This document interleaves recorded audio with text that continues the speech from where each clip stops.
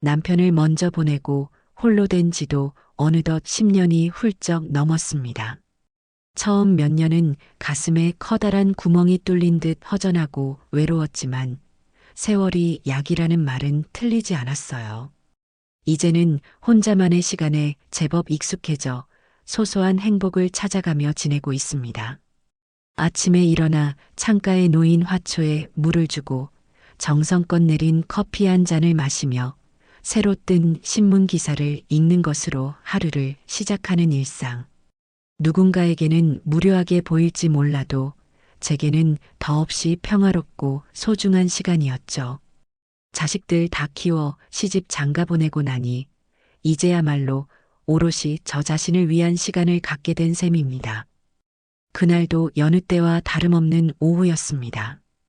베란다 창문으로 쏟아지는 따스한 햇살을 받으며 꾸벅꾸벅 졸고 있는데 고요함을 깨뜨리는 전화벨 소리가 요란하게 울렸어요.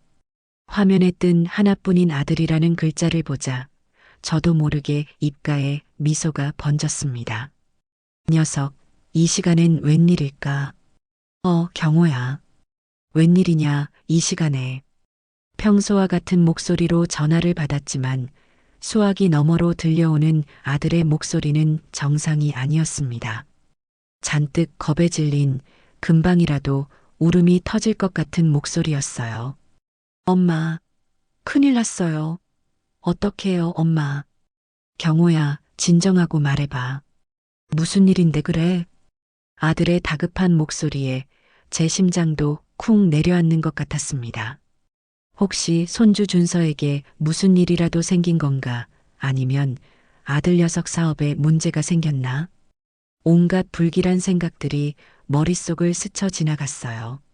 미연이가 다쳤어요. 가게에서 넘어져서 팔이 부러진 것 같아요.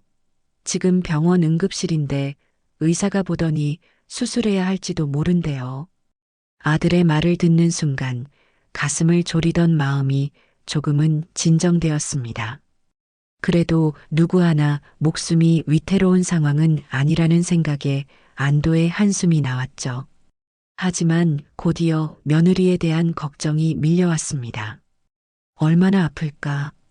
세상에, 그래서 미연이는 괜찮고? 의사 선생님이 뭘 하셔? 일단 깁스는 했는데 뼈가 제대로 붙으려면 몇 달은 꼼짝없이 이러고 있어야 한대요. 엄마, 저 정말 어떡하죠? 가게는 당장 어떡하고 미연이 병원비는 또 어떡해요? 눈앞이 캄캄해요. 아들은 거의 울먹이며 하소연을 늘어놓았습니다. 며느리가 하는 옷가게는 저희 집안의 유일한 수입원이나 마찬가지였어요. 제 아들 경호는 몇 년째 번듯한 직장 하나 구하지 못하고 아내가 벌어오는 돈으로 생활하고 있었으니까요. 그런 상황에서 가게 문을 몇 달이나 닫아야 한다니 아들 녀석이 패닉에 빠질 만도 했죠. 일단 너무 걱정부터 하지 마라. 사람이 다친 게 먼저지 돈이 먼저냐. 병원비는 엄마가 어떻게든 보태줄 테니 너는 미연이 옆에서 잘 돌봐주기나 해. 정말요, 엄마? 고맙습니다. 정말 고맙습니다. 아들은 제 말에 조금은 안심이 된 듯 몇 번이나 고맙다는 말을 반복하고 전화를 끊었습니다. 전화를 끊고 나서도 한참 동안 소파에 멍하니 앉아 있었습니다. 착잡한 마음이 들었어요. 하나뿐인 아들이지만 솔직히 말해 경호는 어릴 때부터 제 속을 참 많이 썩였습니다. 공부에는 영 취미가 없었고 뭘 해도 끈기 있게 해내는 법이 없었죠. 그런 아들이 유일하게 잘한 일이 있다면 바로 며느리 최미연을 데려온 것이라고 생각했습니다. 미연이는 비록 살가운 성격은 아니었지만 생활력이 강하고 야무진 구석이 있었어요. 경호와 결혼하자마자 작은 옷가게를 시작해서 꽤 자리를 잡았고 그 덕에 제 아들이 큰 걱정 없이 지낼 수 있었죠. 물론 가끔씩 저를 대하는 며느리의 뾰족한 말투나 무시하는 듯한 눈빛이 거슬릴 때도 있었지만 아들의 부족한 부분을 채워주는 것만으로도 고맙게 생각하며 애써 모른 척 넘어가곤 했습니다. 그런데 그런 며느리가 다쳤다니 집안의 기둥뿌리가 흔들리는 것만 같아 마음이 무거웠습니다. 며칠 뒤 초인종 소리에 현관문을 열자 깁스를 한 팔을 목에 걸고 있는 미연과 그런 며느리를 부축하며 안절부절 못하는 경우가 서 있었습니다. 어머니, 저희 왔어요. 어서 오너라. 아이고, 미연아. 이게 웬일이냐? 팔은 괜찮은 거야? 저는 걱정스러운 마음에 며느리의 팔을 살펴보려 했지만 미연은 마치 제가 만지기라도 하면 큰일이 나는 것처럼 슬쩍 몸을 피하며 인상을 찌푸렸습니다. 보시다시피요, 어머니. 의사가 당분간 절대 움직이지 말랬어요. 뼈에 금이 가서 수술까지 생각해야 한대요. 퉁명스러운 대답과 함께 미연은 일부러 보라는 듯이 깁스한 팔을 제 눈앞에서 흔들어 보였습니다. 그러고는 소파에 털썩 주저앉아 깊은 한숨을 내쉬더군요. 그 모습이 어찌나 가엾고 안쓰러워 보이던지. 아들 경호는 그런 아내의 눈치를 살피며 제 옆으로 다가와 우물쭈물 입을 열었습니다. 저기 엄마, 드릴 말씀이 있어서요. 무슨 할 말인데 그렇게 뜸을 들여. 그냥 말해봐. 그게 미연이가 저렇게 다치는 바람에 가게 문을 아예 닫게 생겼어요. 월세랑 관리비는 계속 나가는데 수입은 없고 정말 죽을 맛이에요. 경호는 금방이라도 눈물을 쏟을 것처럼 얼굴을 구겼습니다.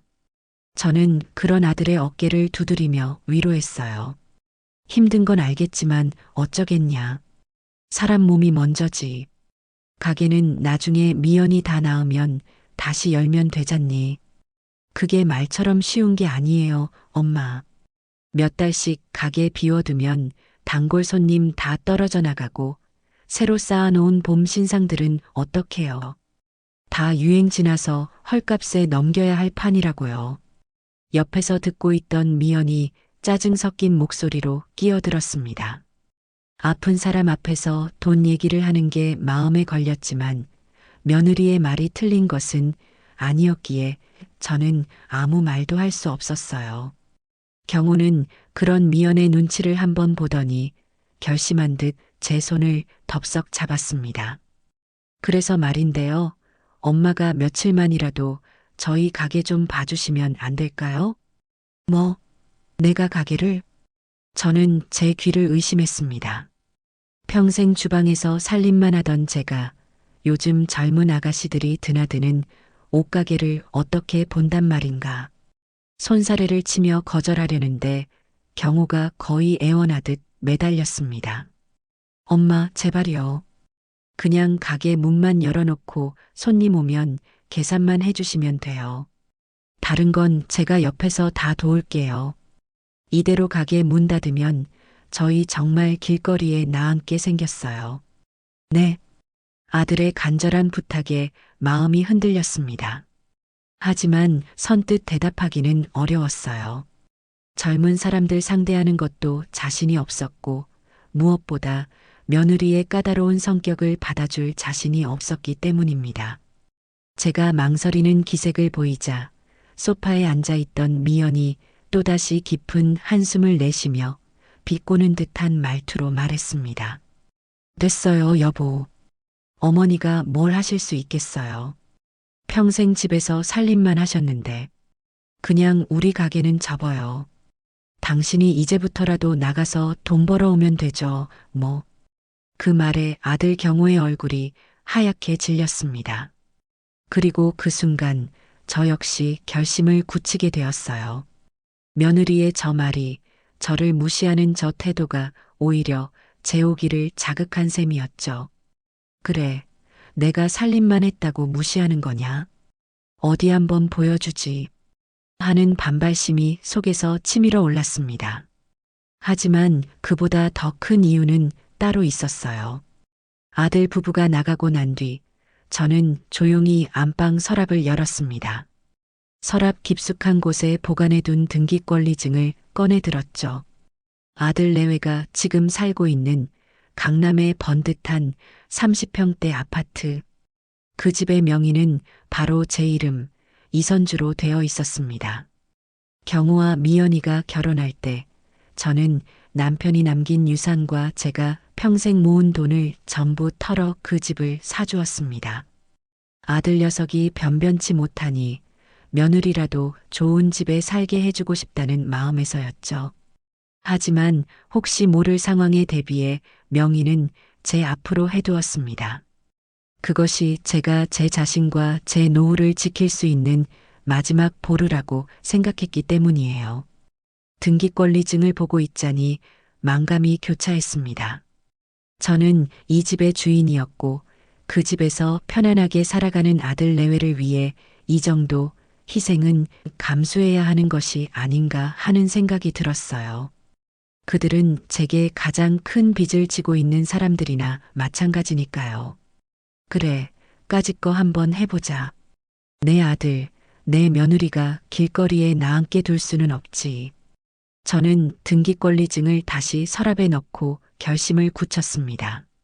다음 날 아침 저는 경호에게 전화를 걸어가게 나가겠다고 말했습니다. 수화기 너머로 들려오는 아들의 기뻐하는 목소리에 제 선택이 틀리지 않았기를 속으로 몇 번이고 되뇌었습니다. 그것이 앞으로 닥쳐올 거대한 폭풍의 서막이 될 줄은 꿈에도 모른 채 말입니다. 다음 날부터 저는 며느리의 가게로 출근하기 시작했습니다. 아침 일찍 일어나 집안일을 대충 마무리하고 버스를 타러 가는 길은 마치 수십 년 전 낯선 곳으로 시집가던 날처럼 막막하고 두려웠어요. 화려한 옷들과 최신 유행가로 가득 찬 젊음의 공간에서 과연 제가 잘 해낼 수 있을까? 가게 문을 열고 들어서는 순간 소파에 다리를 꼬고 앉아 스마트폰을 만지작거리던 며느리 미연이가 저를 위아래로 훑어보며 말했습니다. 어머니, 오셨어요? 옷이 그게 뭐예요? 여기는 젊은 사람들 오는 곳인데 너무 시장 가는 복장 아니에요? 저는 순간 제 옷차림을 내려다보았습니다. 외출할 때 입는 옷 중에 가장 점잖고 깔끔한 블라우스에 정장 바지를 입고 왔는데 며느리의 눈에는 그게 마음에 들지 않았던 모양이에요. 첫날부터 날선 지적에 기분이 상했지만 아픈 사람이라는 생각에 꾹 참고 웃으며 대답했습니다. 일하러 온 사람이 옷이 대수겠니? 편한 게 최고지. 자, 이제 내가 뭘 하면 될지 알려주렴. 아. 미연이는 보란 듯이 한숨을 내쉬더니 고갯짓으로 계산대를 가리켰습니다. 일단 저기 계산하는 것부터 배우세요.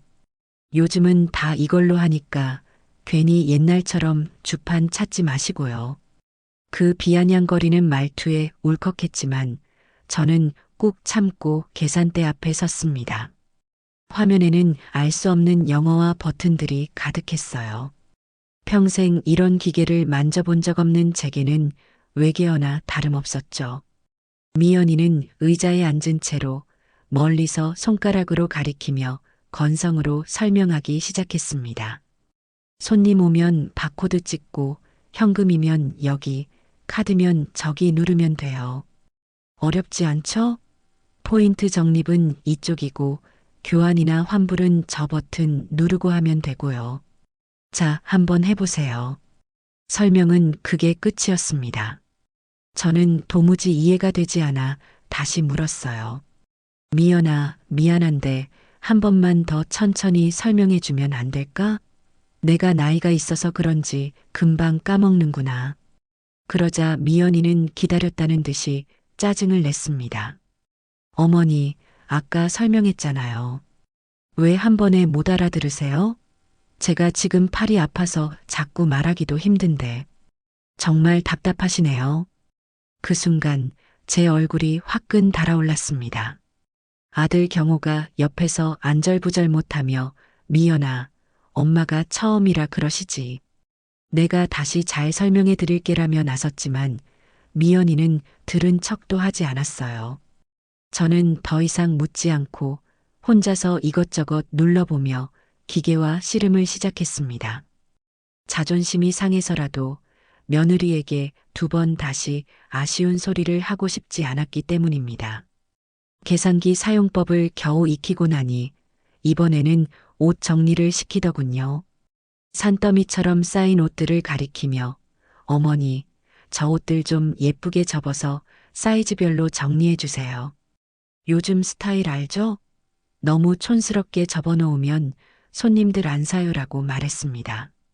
저는 평생 해온 게 살림이고 빨래 개는 일이었기에 그 정도는 자신 있었어요. 정성껏 옷을 접어 차곡차곡 쌓아 올렸습니다. 그런데 제 결과물을 본 미연이는 또다시 고개를 절레절레 흔들었습니다. 아니, 어머니, 그렇게 두껍게 접으면 어떡해요? 옷맵시 다 망가지잖아요. 이렇게 얇게 접어야죠.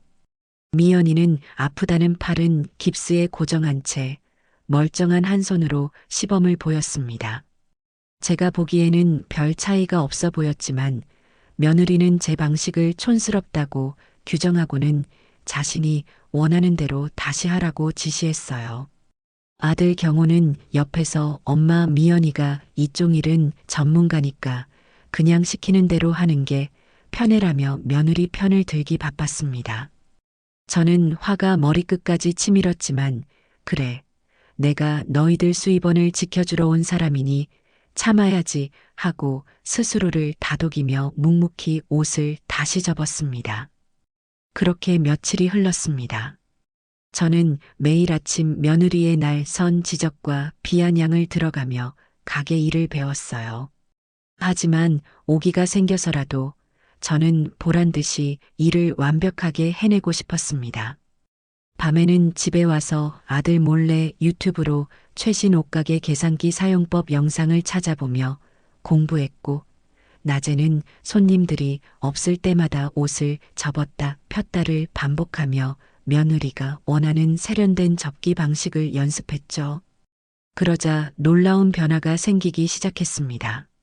처음에는 저를 어색하게 쳐다보던 젊은 손님들이 제게 먼저 말을 걸어오기 시작한 거예요. 어머님, 사장님 어머님이셨어요? 사장님은 좀 차가워 보이셨는데 어머님은 인상이 참 좋으시네요. 한 여대생 손님이 수줍게 웃으며 말했습니다.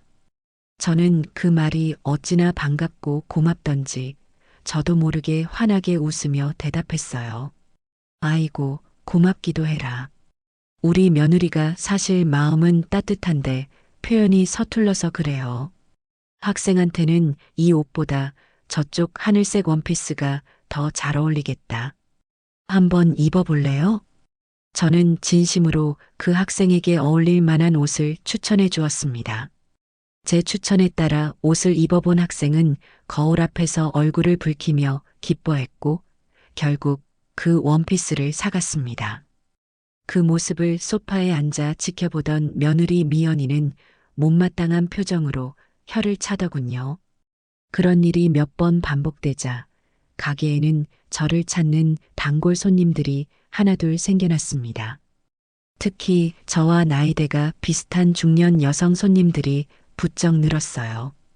그들은 젊은 며느리에게는 차마 털어놓지 못했던 옷에 대한 고민들을 제게 편하게 털어놓았습니다.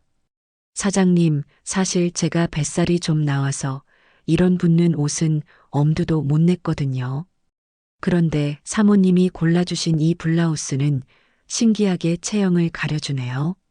정말 고마워요. 어머님 덕분에 딸이랑 같이 와서 쇼핑하는 재미가 쏠쏠해요.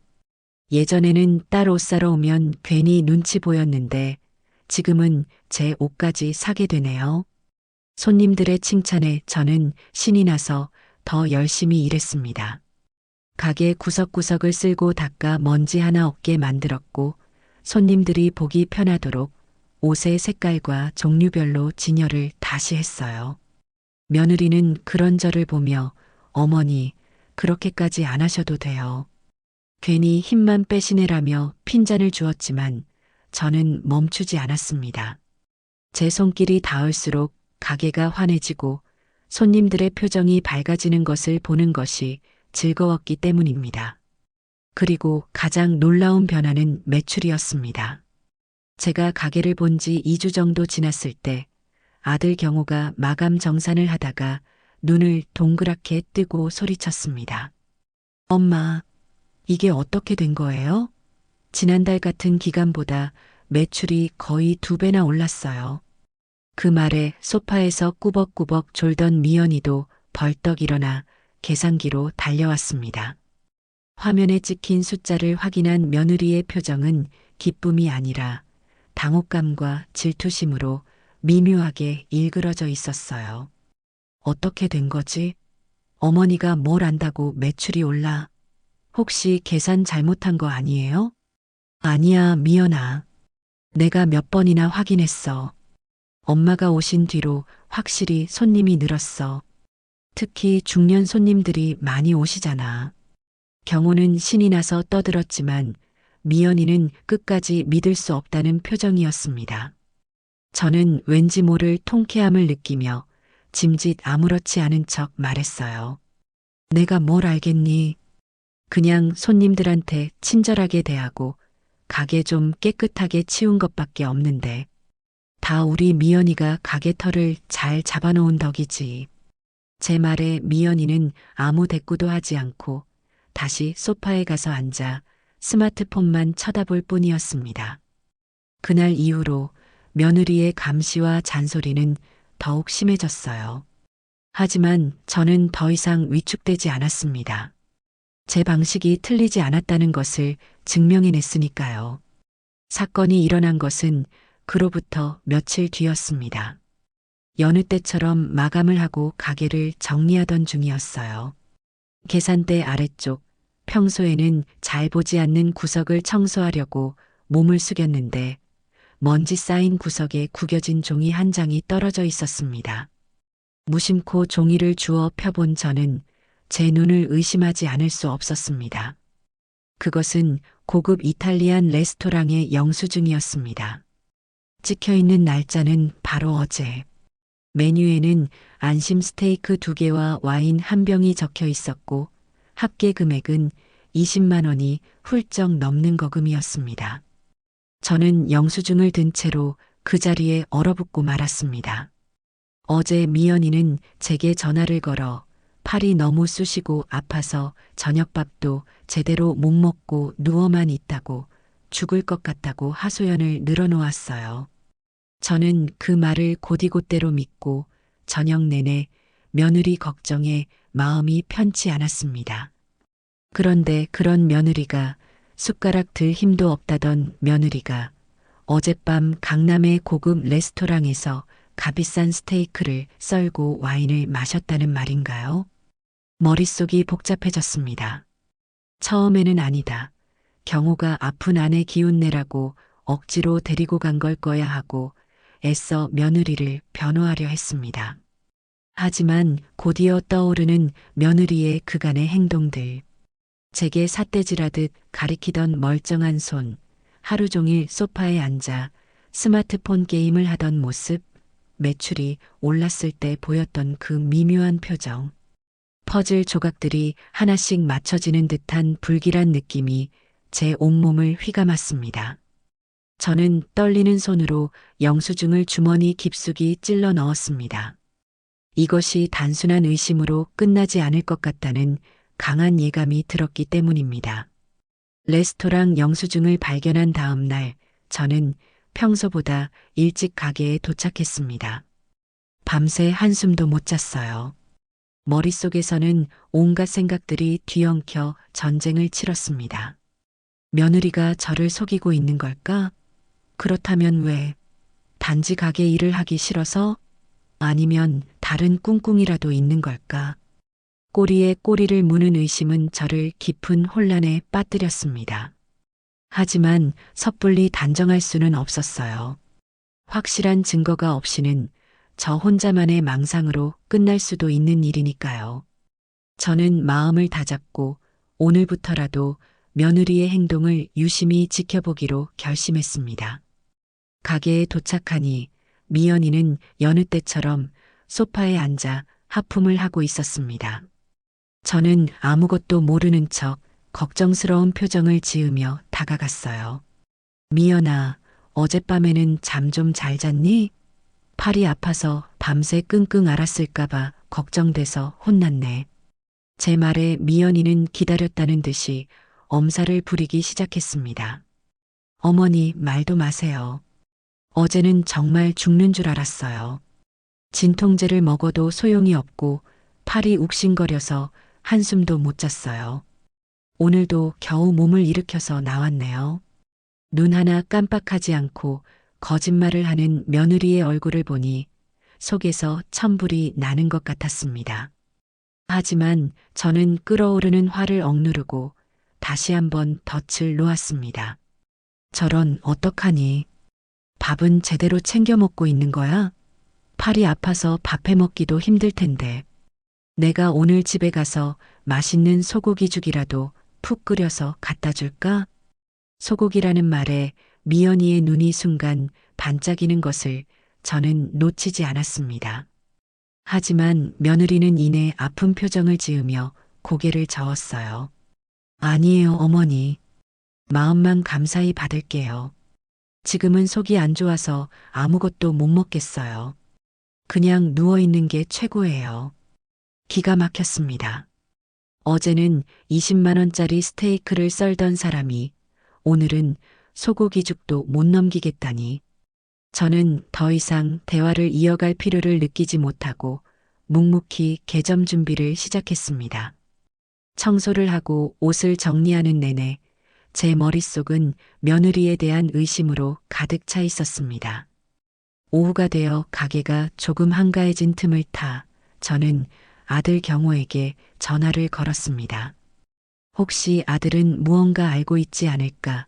아니면 아들 역시 며느리에게 속고 있는 것은 아닐까 하는 신락 같은 희망을 품고서였죠. 경호야, 엄마란다.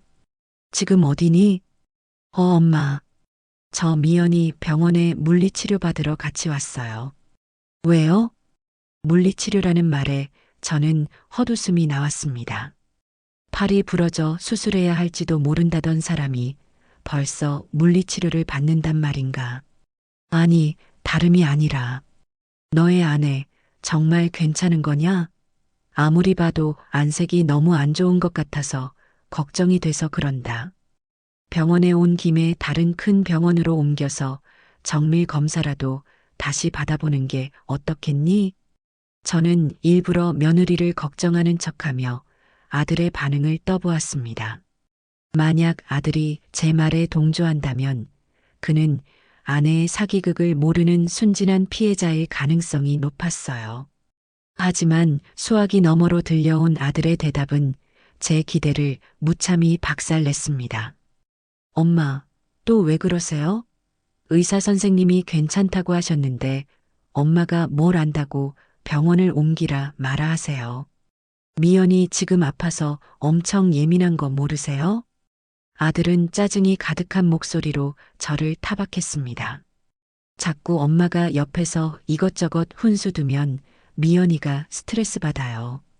가게 봐주시는 건 정말 감사하게 생각하는데 미연이 아픈 문제에 대해서는 더 이상 신경 안 써주셨으면 좋겠어요. 제가 알아서 할게요. 경호야, 너는 애미가 하는 말이 잔소리로만 들리니? 나는 너희들이 걱정돼서. 걱정 마세요. 제가 제 아내 하나 못 챙길까 봐요? 엄마는 그냥 가게 일이나 잘 봐주세요. 저 바쁘니까 이만 끊을게요. 아들은 제 말이 채 끝나기도 전에 일방적으로 전화를 끊어버렸습니다. 저는 멍하니 수화기를 든 채 그 자리에 서 있었습니다. 가슴 한쪽이 서늘하게 식어내리는 기분이었어요. 제 아들은 모든 것을 알고 있었습니다. 아니, 어쩌면 이 모든 사기극을 며느리와 함께 계획한 공범일지도 모른다는 생각이 들었습니다. 아들이 며느리에게 완전히 휘어잡혀 산다는 것은 진작에 알고 있었지만 이 정도일 줄은 몰랐습니다. 제 아들은 더 이상 제가 알던 순진한 아들이 아니었어요. 그날 이후 저는 가게에서 아들 내외와 거의 말을 섞지 않았습니다. 그들의 얼굴을 마주하는 것만으로도 역겨운 기분이 들었기 때문이에요. 대신 저는 묵묵히 제 일에만 집중했습니다. 손님들을 응대하고 가게를 관리하고 매출을 올리는 일. 그들이 저를 이용해 편안함을 얻으려 했다면 저는 역으로 그들의 가게를 이용해 제 능력을 증명하고 싶었습니다. 그리고 그들이 눈치채지 못하게 조용히 증거를 수집하기 시작했습니다. 결정적인 단서를 잡게 된 것은 그로부터 일주일 정도 지났을 때였습니다. 마감 시간이 다 되어 가게 안에 쓰레기를 모아 밖으로 내놓으러 갔을 때였어요.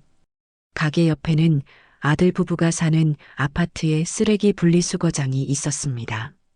평소 같았으면 무심코 지나쳤을 테지만 그날따라 유독 한 쓰레기 봉투가 제 눈에 들어왔습니다. 아들 내외가 사용하는 캐릭터 그림이 그려진 종량제 봉투였기 때문입니다. 무언가에 홀린 듯 저는 주변을 살핀 뒤 조심스럽게 그 봉투로 다가갔습니다. 남의 집 쓰레기 봉투를 뒤지는 제 모습이 처량하게 느껴졌지만 진실을 확인하기 위해서는 어쩔 수 없었어요. 저는 떨리는 손으로 봉투에 묶인 부분을 풀었습니다. 안에서는 역한 음식물 쓰레기 냄새와 함께 온갖 잡동사니들이 쏟아져 나왔습니다. 그리고 그 속에서 저는 제 눈을 의심할 만한 물건을 발견하고 말았습니다. 깁스를 할 때 감는 하얀색 압박붕대의 비닐 포장지였습니다. 하나가 아니었어요. 서너 개는 좋게 되어 보이는 포장지들이 음식물 찌꺼기와 뒤엉켜 있었습니다. 저는 그 자리에 주저앉을 뻔했습니다. 팔에 깁스를 한 사람이 왜 이렇게 많은 새 압박붕대 포장지를 버린단 말인가. 깁스는 한 번 하고 나면 풀기 전까지는 그대로 두는 것이 상식입니다. 이렇게 많은 포장지가 나왔다는 것은 단 하나를 의미했어요. 며느리가 깁스를 상습적으로 풀었다가 다시 감았다는 증거였습니다. 머릿속에서 모든 퍼즐 조각이 완벽하게 맞춰졌습니다. 레스토랑 영수증, 아들의 수상한 반응, 그리고 이 압박붕대 포장지들. 며느리 최미연은 다치지 않았습니다. 저를 가게에 내보내고 자신은 편히 쉬기 위해 아픈 척 연기를 하고 있었던 겁니다. 그리고 제 아들 박경호는 그 사실을 알면서도 묵인 혹은 동조하고 있었던 것이고요. 저는 주먹을 불끈 쥐었습니다. 배신감에 온몸이 부들부들 떨렸어요. 평생을 바쳐 키운 아들과 그런 아들을 믿고 모든 것을 내어준 며느리에게 이토록 처참하게 기만당했다는 사실에 피가 거꾸로 솟는 것 같았습니다. 하지만 저는 소리를 지르거나 눈물을 흘리지 않았습니다. 대신 차가운 분노가 제 심장을 가득 채웠습니다. 그래, 어디 한번 해보자. 너희들이 나를 상대로 사기극을 벌여? 내가 평생 살림만 해서 우습게 보였나 보지. 너희들이 나에게서 무엇을 빼앗아 갔는지, 그리고 그 대가가 얼마나 컸는지를 뼈저리게 느끼게 해주마. 저는 압박붕대 포장지 중 하나를 조심스럽게 꺼내 손수건에 쌌습니다. 그리고 아무 일도 없었다는 듯 쓰레기 봉투를 다시 묶어 제자리에 두었어요. 가게로 돌아오는 제 발걸음은 더 이상 무겁지 않았습니다. 오히려 복수심에 불타는 제 마음은 그 어느 때보다 가볍고 명확한 목표를 향해 나아가고 있었습니다. 이제 이 지긋지긋한 연극을 끝낼 시간은 바로 제 손에 달려 있었습니다. 쓰레기 봉투에서 결정적인 증거를 찾아낸 후 저는 겉으로는 아무렇지 않은 척 행동했습니다. 여전히 매일 아침 가게에 나가 묵묵히 일을 했고 며느리의 짜증과 아들의 방관을 못 이기는 척 받아주었어요. 하지만 제 속은 활화산처럼 들끓고 있었습니다. 그들의 위선적인 얼굴을 마주할 때마다 구역질이 치밀었지만 지금은 때가 아니라고 스스로를 다독였습니다. 완벽한 복수를 위해서는 그들이 제 의도를 전혀 눈치채지 못하게 만들어야 했으니까요. 저는 그들이 파놓은 함정 위에서 오히려 그들을 조종하며 춤을 추는 광대가 되기로 마음먹었습니다. 그러던 어느 주말 아침 아들 경호가 손주 준서를 데리고 가게에 나타났습니다. 올해 7살 준서는 제게 눈에 넣어도 아프지 않을 손주였어요.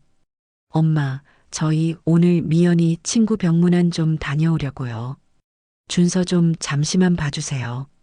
경호는 마치 대단한 선심이라도 쓰는 듯 준서를 제게 맡기고는 깁스를 한 미연이를 부축하며 서둘러 가게를 나섰습니다.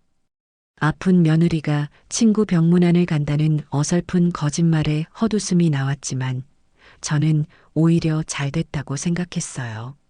제게는 준서와 단둘이 있을 시간이 필요했기 때문입니다. 우리 강아지 할머니한테 왔구나. 보고 싶었어? 저는 준서를 품에 꼭 껴안았습니다. 오랜만에 할머니 품에 안긴 준서는 좋아서 어쩔 줄 몰라 하며 제 볼에 뽀뽀를 퍼부었어요. 아이의 순수한 모습에 제 안의 더러운 감정들이 잠시나마 씻겨나가는 기분이었습니다.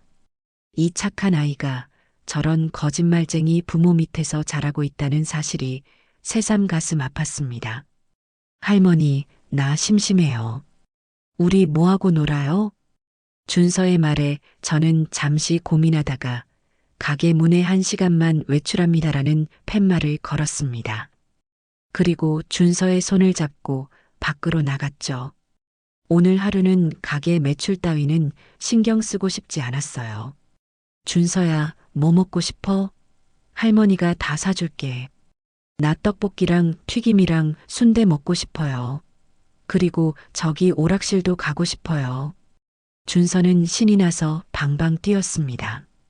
저는 손주의 손을 잡고 분식집으로 들어가 준서가 먹고 싶다는 음식을 종류별로 전부 시켰습니다. 매운 떡볶이를 호호 불어가며 먹는 손주의 작은 입을 보니 저도 모르게 웃음이 나왔어요.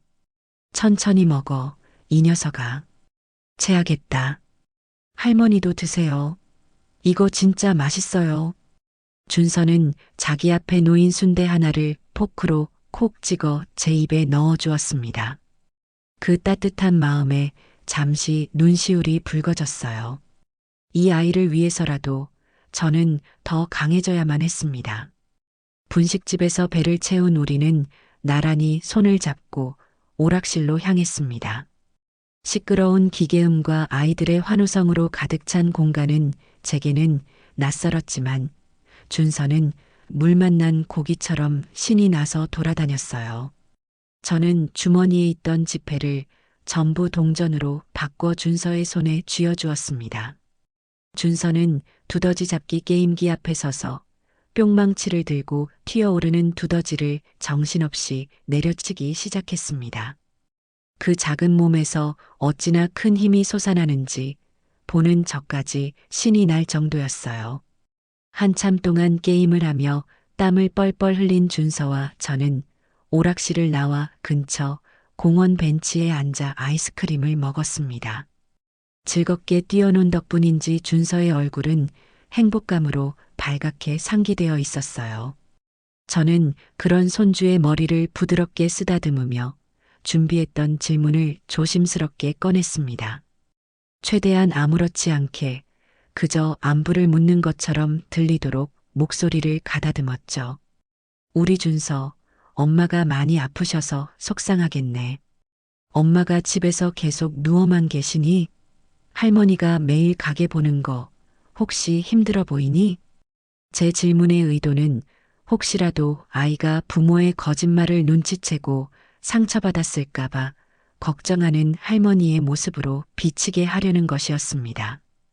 하지만 제 예상을 깨고 준서는 고개를 갸웃거리며 해맑은 표정으로 대답했습니다. 아니요, 할머니. 엄마 안 아파요. 순간 제 심장이 쿵 하고 바닥으로 떨어지는 것 같았습니다. 저는 애써 태어난 척 되물었어요. 응? 우리 준서, 그게 무슨 말이야? 엄마 팔에 하얀 거 하고 있잖아. 그거 아픈 사람들이 하는 건데. 에이, 그거 가짜예요. 준서는 아이스크림을 한 입 베어 물고는 세상의 비밀을 알려준다는 듯이 목소리를 낮춰 속삭였습니다. 엄마 집에서는 막 춤도 추고 그러는데요. 그리고 그 하얀 거 있잖아요. 팔에 하는 거. 그거 아빠 없을 때 자꾸 뺐다 꼈다 해요. 저한테는 아무한테도 말하면 안 되는 비밀이라고 했는데 할머니는 괜찮죠? 저는 숨을 쉴 수가 없었습니다. 아이의 입에서 나온 말은 제가 그동안 해왔던 의심과 추측들이 모두 사실이었음을 확인시켜주는 마지막 퍼즐 조각이었습니다. 엄마가 그것 빼고 컴퓨터 게임도 하고 핸드폰도 두 손으로 막 해요. 설거지도 하고 청소기도 돌리고 다 해요. 그러다가 아빠 올 시간 되면 다시 팔에 끼고 아픈 척 소파에 누워 있어요. 그거 진짜 신기해요. 준서는 정말 신기한 마술이라도 본 것처럼 눈을 반짝이며 이야기했습니다. 아이에게는 그것이 그저 부모님의 신기한 놀이처럼 보였던 모양입니다. 저는 더 이상 아무 말도 할 수가 없었습니다. 배신감보다 더 큰 차가운 분노가 제 머리끝까지 차올랐습니다. 저를 속인 것도 모자라 이 어린 손주까지 자신들의 사기극에 동참시키고 있었다니. 아이에게 거짓말을 가르치고 그것을 비밀이라는 이름으로 포장한 그들의 파렴치함에 치가 떨렸습니다. 저는 떨리는 손으로 준서를 꼭 껴안았습니다. 그랬구나. 우리 준서, 엄마 아빠가 신기한 맛을 보여줬구나. 그거 정말 대단한 비밀이다. 할머니한테만 말해줘서 고마워. 대신 준서도 할머니랑 오늘 나눈 이 얘기는 엄마 아빠한테 절대로 말하면 안 돼. 알았지? 이것도 우리 둘만의 비밀이야. 네, 할머니. 약속? 준서는 새끼손가락을 내밀었고 저도 떨리는 손으로 아이와 약속을 했습니다. 가게로 돌아오는 길, 제 머릿속은 그 어느 때보다 차갑고 명료해졌습니다. 더 이상의 증거도 확인도 필요 없었어요. 이제 남은 것은 오직 하나, 심판뿐이었습니다. 가게에 돌아와 준서를 소파에 앉히고 좋아하는 만화 영화를 틀어준 뒤 저는 조용히 창고로 들어갔습니다. 그리고 수화기를 들어 오랫동안 알고 지낸 부동산 중개인에게 전화를 걸었습니다. 사장님, 저 선주예요. 잘 지내시죠? 아이고, 사모님, 오랜만입니다. 무슨 일이세요? 저는 잠시 숨을 고른 뒤 제 인생을 건 결심을 입 밖으로 내뱉었습니다. 사장님, 제 명의로 된 강남 아파트 있잖아요. 그거 팔아야겠습니다. 최대한 빠른 시일 내에요. 시세보다 좀 싸게 내놓아도 좋으니 무조건 빨리 처분할 수 있게 금매로 좀 내주세요. 수화기 너머로 부동산 사장님의 놀란 목소리가 들려왔지만 제 귀에는 아무것도 들어오지 않았습니다. 제 눈에는 오직 자신들의 안락한 보금자리에서 쫓겨나 길거리를 헤매게 될 아들과 며느리의 비참한 모습만이 선명하게 그려지고 있었습니다. 이것은 복수가 아니에요. 모든 것을 제자리로 돌려놓기 위한 정의의 실현이었습니다. 부동산 중개인에게 전화를 끊고 난 뒤 저는 한동안 창고 안에 우두커니 서 있었습니다. 차갑고 어두운 창고의 공기가 오히려 제 뜨거운 머리를 식혀주는 것 같았어요. 방금 제가 무슨 일을 저질렀는지 다시 한번 되새겨 보았습니다. 제 평생의 안식처이자 아들 내외의 유일한 버팀목이었던 집을 팔아달라고 요청한 것입니다. 보통의 어머니라면 상상도 할 수 없는 일이었죠. 하지만 제 마음속에는 후회나 망설임 대신 얼음장같이 차가운 결의만이 가득했습니다. 거실로 나오자 손주 준서는 여전히 텔레비전 속 만화 주인공에 빠져 해맑게 웃고 있었습니다. 저는 소파 옆에 조용히 앉아 아무것도 모르는 저 순수한 아이의 옆모습을 가만히 들여다보았어요. 제 가슴 속에서 무언가 뜨거운 것이 울컥 치밀어 올랐습니다. 저 아이는 무슨 죄가 있을까? 탐욕스럽고 이기적인 부모 밑에서 거짓을 비밀이라는 이름으로 배우고 있는 저 아이는 제가 지금 하려는 일이 결국 저 아이에게도 큰 상처를 주게 되는 것은 아닐까 하는 죄책감이 잠시 고개를 들었습니다. 하지만 저는 이내 고개를 저었습니다. 지금 이 거짓의 고리를 끊어내지 못한다면 준서는 평생 저런 부모의 가치관을 보고 배우며 자라게 될 겁니다.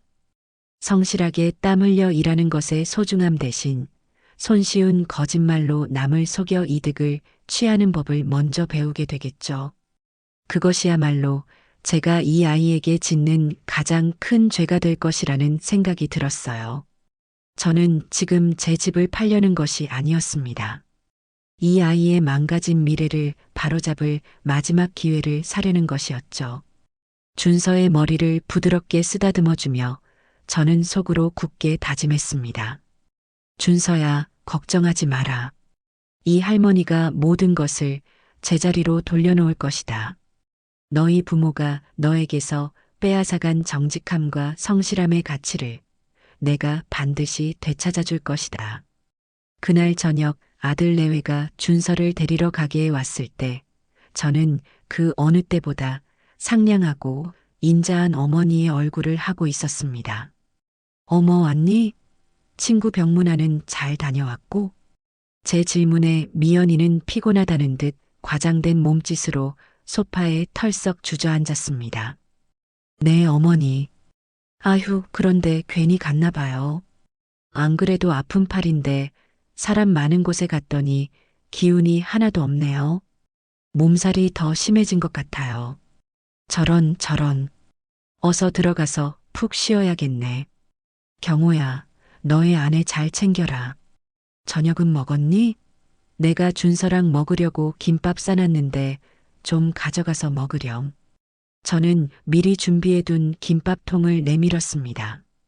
경호는 철없이 헤헤 웃으며 김밥통을 받아들었어요. 와, 엄마 김밥 오랜만이네요. 감사히 잘 먹겠습니다. 엄마 가게 보시느라 힘드실 텐데 저희까지 챙겨주시고 정말 감사해요. 감사하기는 가족끼리 당연한 거지. 미연이도 얼른 나와서 다시 가게 봐야지. 안 그러니? 저는 미연이를 향해 부드럽게 웃어 보였습니다. 미연이는 제 미소의 의미를 전혀 눈치채지 못한 채 입을 삐죽이며 대답했어요. 그러게 말이에요.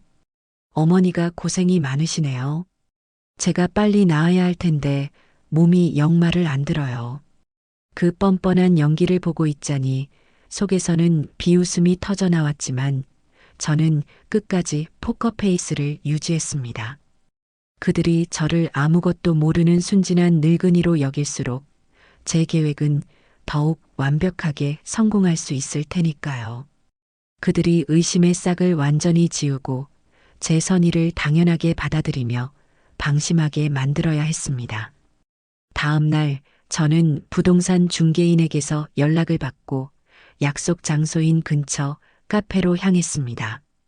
가게에는 개인 사정으로 1시간만 자리 비웁니다라는 팻말을 걸어두었죠.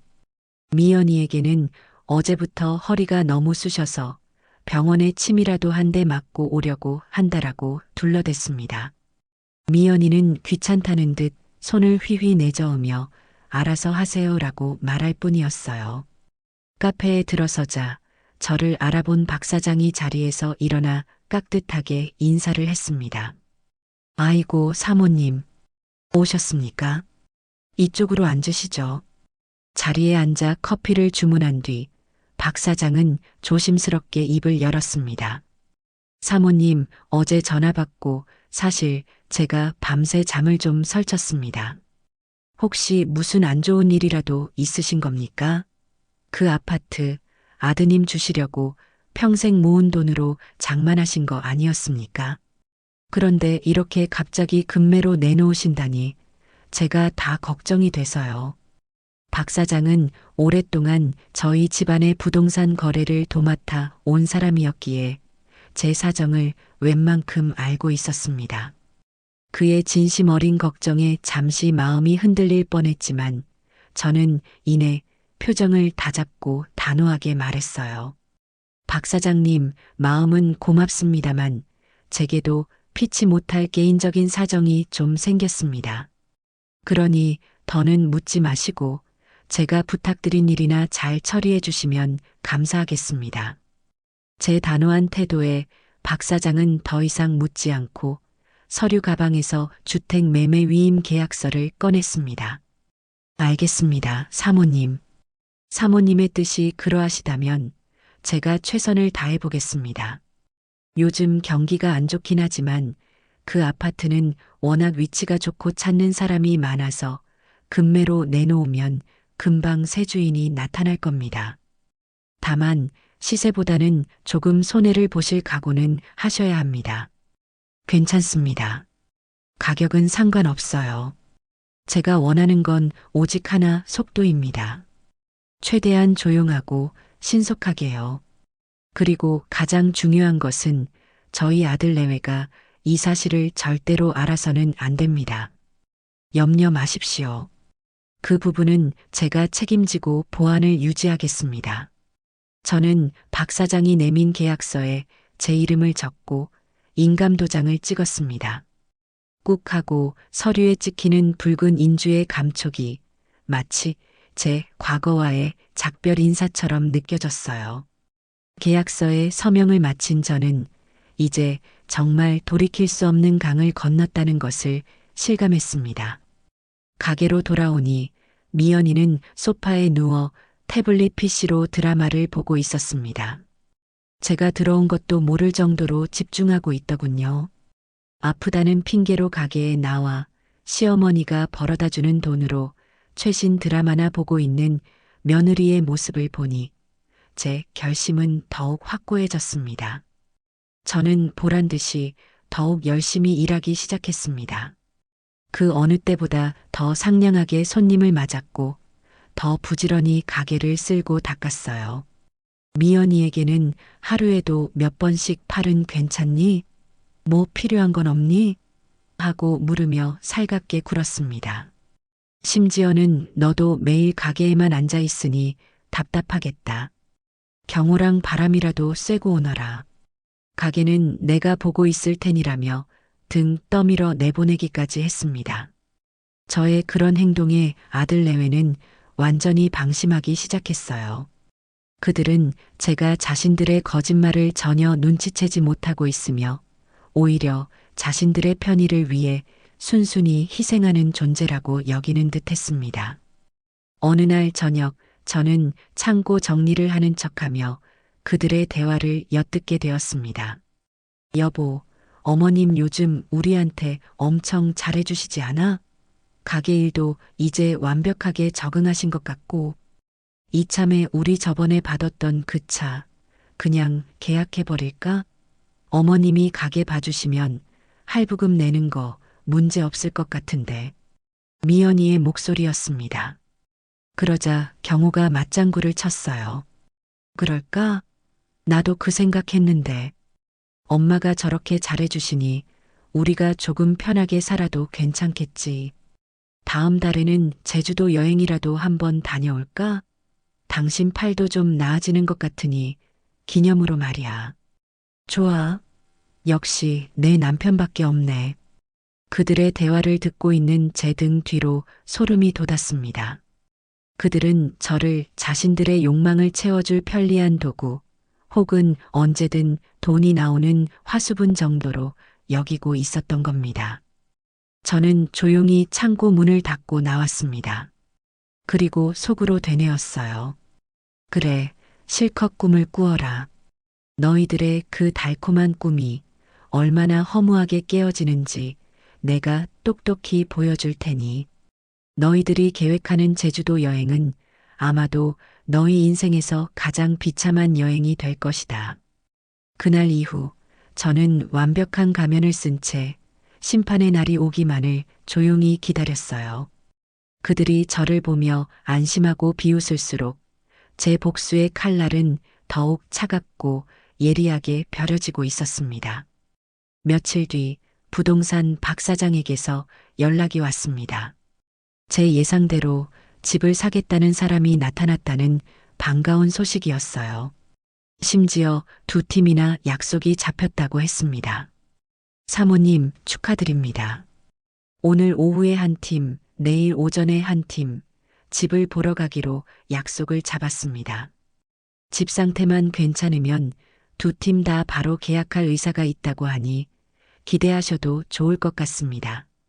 정말 잘 됐네요, 박 사장님. 역시 믿고 맡기길 잘했어요. 그런데 사모님, 한 가지 문제가 있습니다. 집을 보려면 아드님 내외분이 집을 비워주셔야 할 텐데 어떻게 말씀하실 생각이십니까?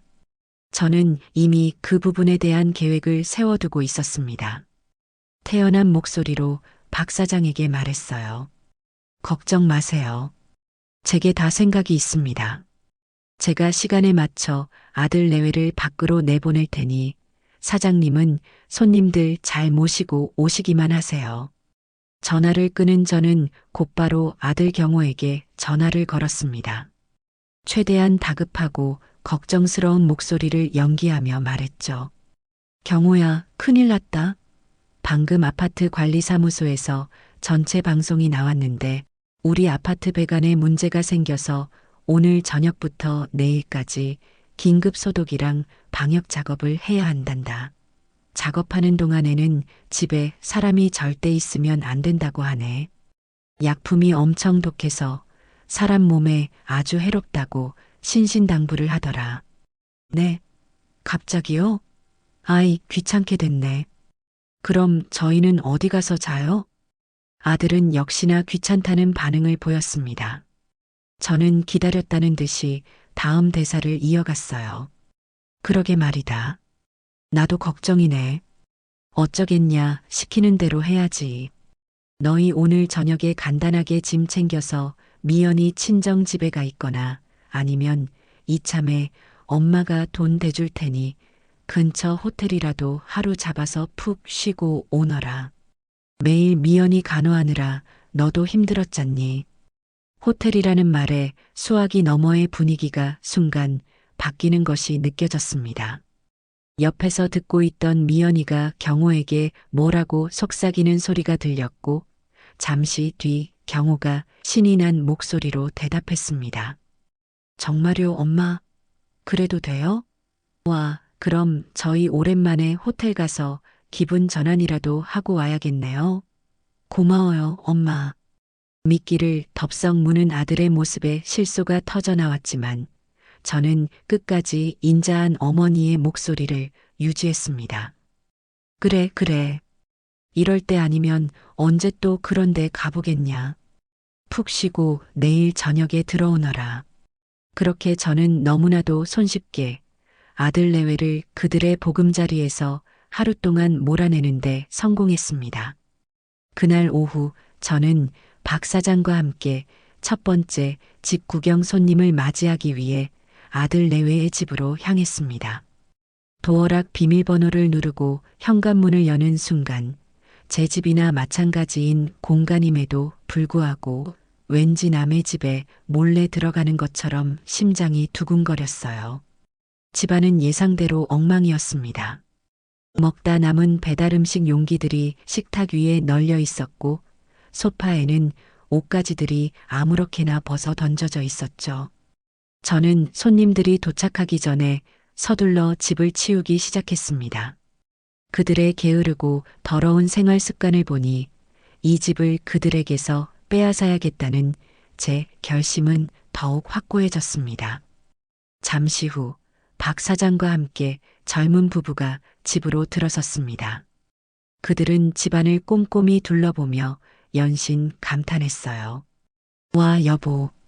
집 너무 좋다. 구조도 잘 빠졌고 햇빛도 잘 드네. 그러게. 우리가 찾던 바로 그런 집이야. 아이 키우기에도 정말 좋겠다. 저는 그들에게 다가가 친절하게 설명했습니다. 제가 아들 내외 대신 집을 관리하고 있는 어미입니다.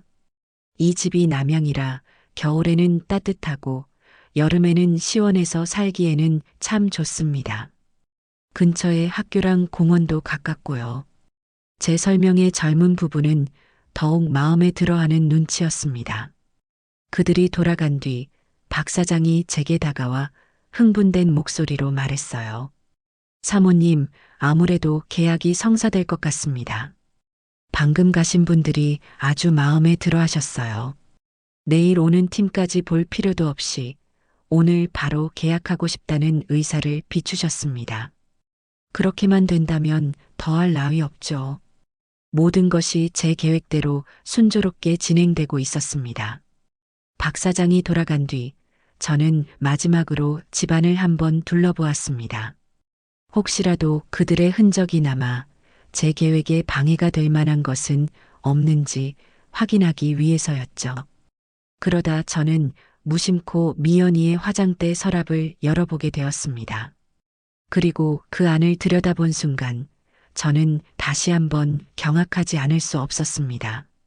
서랍 안에는 얼마 전에 구입한 것으로 보이는 명품 가방의 보증서와 강남의 고급 피부 관리실에서 수백만 원짜리 시술을 받은 회원권 영수증이 들어 있었습니다. 날짜는 모두 미연이가 팔을 다쳤다고 주장하는 시점 이후였어요. 저는 허탈한 웃음을 터뜨렸습니다. 단순히 일을 하기 싫어 꾀병을 부리는 수준이 아니었던 겁니다. 저를 공짜 노동력으로 부려먹으며 아낀 돈으로 뒤에서는 이렇게 사치스러운 생활을 즐기고 있었던 것이죠. 이것은 더 이상 단순한 기만이 아니었어요. 명백한 사기이자 저에 대한 인격적인 모독이었습니다. 저는 조용히 영수증들을 제 가방에 챙겼습니다. 이것들 역시 심판의 날에 아주 유용하게 쓰일 증거가 될 테니까요. 더 이상의 증거는 필요 없다고 생각했지만 하늘은 제게 마지막 확인 사살의 기회까지 주셨습니다. 다음 날 가게에 출근했을 때 저와 꽤 친해진 단골 손님 한 분이 찾아왔어요. 수다 떨기를 좋아하는 그 손님과 한참 이야기를 나누다가 저는 짐짓 한숨을 쉬며 말했습니다. 그러게 말이에요. 우리 며느리가 팔을 다치는 바람에 올여름 휴가는 다 갔네요. 그 애가 골프 치는 걸 얼마나 좋아하는데 당분간은 골프채는 쳐다보지도 못할 거라고 아주 속상해해요. 저는 교묘하게 미끼를 던졌습니다. 그리고 제 예상대로 손님은 그 미끼를 덥석 물었습니다. 어머, 사모님, 그게 무슨 말씀이세요? 미연 씨 팔 다 나은 거 아니었어요? 네, 아니에요. 아직도 깁스하고 매일 물리치료 받으러 다니는데. 이상하다, 미연 씨. 다음 주에 저랑 저희 친구들이랑 스크린 골프 약속 잡았는데요. 그동안 팔이 아파서 못 쳤는데 이제 괜찮아져서 한번 같이 치자고 자기가 먼저 연락했단 말이에요. 신나서 제일 좋은 시간으로 예약까지 다 해놨던데 그 말을 듣는 순간 제 머릿속에서 무언가 툭 하고 끊어지는 소리가 들렸습니다. 저는 애써 놀라지 않은 척 태연하게 웃으며 대답했어요. 어머, 그래요? 제가 뭘 잘못 알았나 보네요. 호호. 손님이 돌아간 뒤 가게에 홀로 남은 저는 더 이상 웃을 수 없었습니다. 온몸의 피가 차갑게 식는 기분이었어요. 과거의 거짓말도 모자라 미래의 거짓말까지 버젓이 계획하고 있었다니.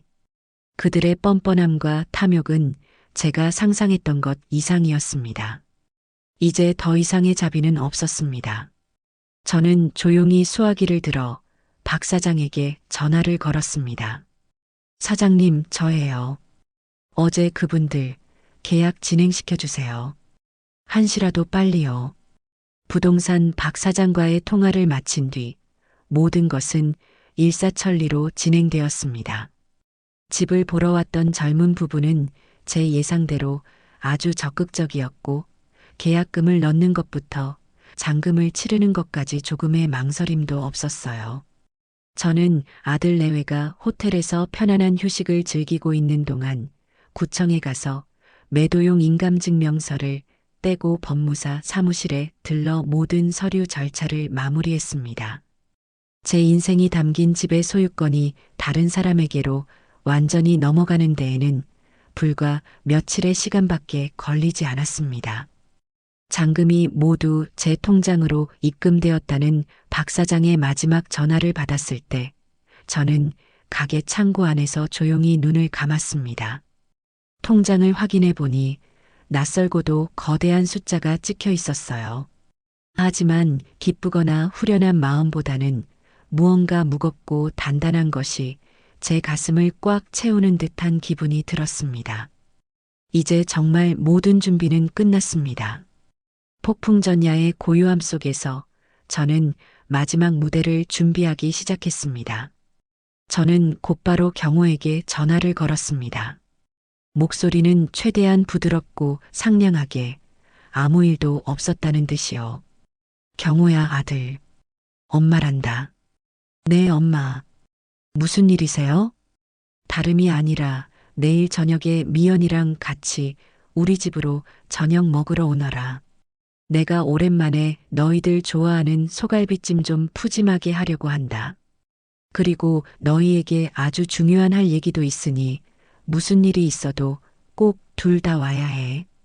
중요한 할 얘기라는 말에 경호의 목소리가 살짝 들떴습니다. 아마도 제가 가게를 봐주면서 번 돈으로 용돈이라도 두둑하게 챙겨주려는 것이라고 생각했겠죠. 네, 엄마. 당연히 가야죠. 미연이도 엄마가 해주신 갈비찜 먹고 싶다고 노래를 불렀는데 내일 저녁에 바로 달려갈게요. 옆에서 통화를 듣고 있던 미연이가 경호에게 뭐라고 속삭이는 소리가 들렸습니다. 어머니한테 나 팔 아파서 가기 힘들다고 좀 해봐. 갈비찜은 싸달라고 하고. 그 소리를 들은 저는 수화기를 든 채 차갑게 웃었습니다. 아직도 상황 파악을 못하는 며느리가 가여울 지경이었어요. 경호는 그런 미연이의 말을 무시하고 제게 다시 한번 감사 인사를 전하고는 전화를 끊었습니다. 저는 그날 가게를 평소보다 일찍 닫고 집으로 향했습니다. 그리고 제 인생의 마지막 만찬이 될지도 모를 저녁 식사를 준비하기 시작했어요. 최고급 한우갈비를 사서 핏물을 빼고 갖은 양념을 넣어 정성껏 재웠습니다. 잡채에 들어갈 채소를 하나하나 곱게 채 썰고 호박전과 동태전도 노릇하게 부쳤어요. 마치 명절 음식을 준비하는 것처럼 저는 온 마음을 다해 상을 차렸습니다. 이것이 제가 제 아들에게 어머니로서 차려주는 마지막 밥상이 될 것이라는 것을 예감했기 때문입니다. 다음 날 저녁 약속한 시간이 되자 아들 내외가 초인종을 눌렀습니다. 현관문을 열자 여전히 팔에 깁스를 한 미연이와 그런 며느리를 부축한 경호가 서 있었어요. 두 사람의 얼굴에는 기분 좋은 기대감이 가득했습니다. 어머니, 저희 왔어요. 와, 맛있는 냄새가 진동을 하네요. 경호는 신이 나서 집 안으로 들어섰고 미연이는 마지못해 따라 들어오며 소파에 털썩 주저앉았습니다. 어서 오너라. 오느라 고생했다. 얼른 손 씻고 와서 앉아. 밥 먹자. 식탁에는 제가 밤새 준비한 음식들이 푸짐하게 차려져 있었습니다. 아들 내외는 눈을 동그랗게 뜨고 감탄했어요.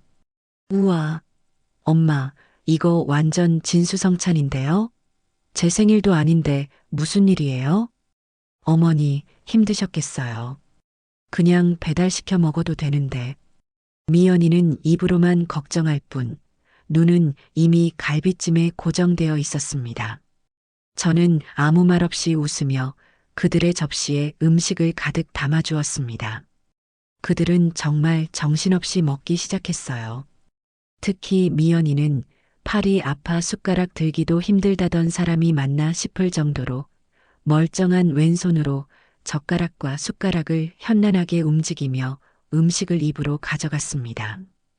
갈비뼈를 손으로 잡고 야무지게 살을 뜯는 모습을 보니 헛웃음이 절로 나왔어요.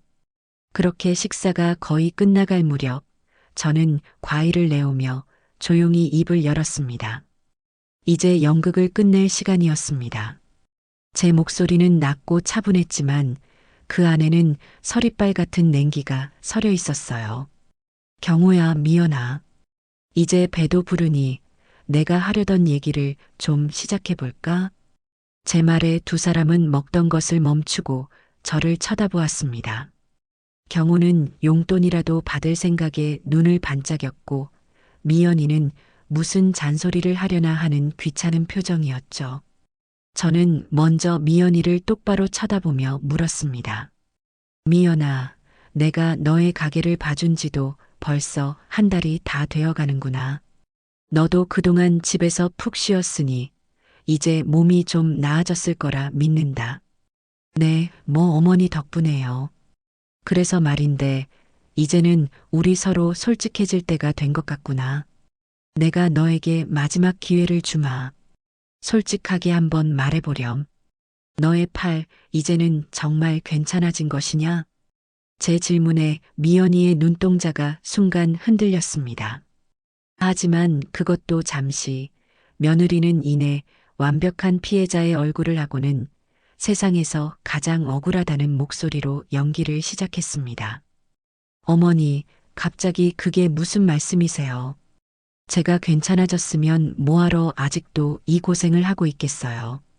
보시다시피 아직도 이렇게 퉁퉁 부어 있고 밤마다 쑤셔서 잠도 못 자요. 어머니가 제 마음을 몰라주시니 너무 서운하네요. 미연이는 금방이라도 눈물을 흘릴 것처럼 눈시울을 붉히기까지 했습니다. 저는 그런 며느리의 완벽한 연기에 마음속으로 조용히 박수를 보냈습니다. 그래, 그렇게 나와야지. 그래야 내가 준비한 다음 무대가 더욱 빛을 발할 수 있을 테니. 저는 더 이상 아무 말도 하지 않고 조용히 자리에서 일어났습니다. 그리고 안방으로 들어가 제가 그동안 차곡차곡 모아두었던 증거물들이 담긴 서류 봉투를 들고 나왔습니다. 이제 지옥의 막을 올릴 시간이었습니다. 제가 안방에서 들고 나온 묵직한 서류 봉투를 식탁 위에 툭 하고 올려놓는 순간 거실을 가득 채웠던 경박한 웃음소리와 식기 부딪히는 소리가 거짓말처럼 뚝 끊겼습니다.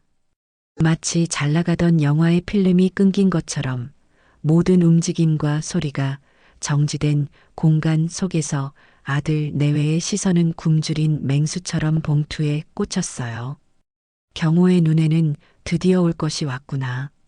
엄마가 가게를 봐주시더니 목돈이라도 쥐어주려나 보다 하는 탐욕스러운 기대감이 노골적으로 번들거렸습니다. 반면 미연이는 젓가락질을 멈춘 채 저 늙은이가 또 무슨 훈계질을 하려고 뜸을 들이나 하는 지겨움과 경계심이 뒤섞인 표정으로 저를 삐딱하게 쳐다보고 있었죠. 그 짧은 정적의 순간 저는 두 사람의 속마음을 너무나도 선명하게 읽을 수 있었습니다. 저는 그들의 시선을 즐기기라도 하듯 일부러 아주 느리고 우아한 동작으로 봉투의 끈을 풀기 시작했습니다. 한 겹 한 겹 끈을 푸는 소리가 그들에게는 마치 사형 집행을 기다리는 죄수에게 들리는 발소리처럼 초조하게 들렸을 겁니다. 저는 먼저 봉투 안에서 가장 너덜너덜한 종이 조각 하나를 꺼내 들었어요. 바로 그들의 거짓을 처음으로 제게 알려준 그 저주받을 레스토랑 영수증이었죠. 저는 그것을 마치 더러운 벌레라도 던지듯 미연이의 앞으로 휙 던졌습니다. 미연아, 바닥에 떨어진 걸 주워서 좀 구겨지긴 했다만 이게 뭔지는 알아볼 수 있겠지? 미연이는 갑작스러운 제 행동에 잠시 주춤하더니 이내 의심 가득한 눈초리로 영수증을 집어들었습니다. 그리고 거기에 찍힌 익숙한 레스토랑의 상호와 안심 스테이크 2인, 하우스 와인 1병, 합계 23만 8천 원이라는 선명한 글자를 확인하는 순간 핏기가 가시던 며느리의 얼굴이 순식간에 밀랍 인형처럼 하얗게 굳어버렸어요. 잘 익은 갈비를 뜯던 그 생기 넘치던 얼굴은 온데간데 없었습니다. 어머니, 이게 왜 여기에, 어떻게? 며느리의 목소리는 당황스러움에 가늘게 떨리고 있었어요. 어떻게 여기 있냐고? 글쎄다. 내가 매일같이 앉아서 드라마나 보던 그 소파 밑구석에서 먼지와 머리카락과 함께 뒹굴고 있더구나. 아주 귀한 것을 발견했지 뭐냐. 숟가락 들 힘도 없어서 내가 죽이라도 끓여다 줄까 걱정하게 만들었던 바로 그날 밤이더구나. 그 아픈 팔로 칼질은 어떻게 했는지 모르겠네. 그 비싼 스테이크가 목구멍으로 잘도 넘어갔나 보구나.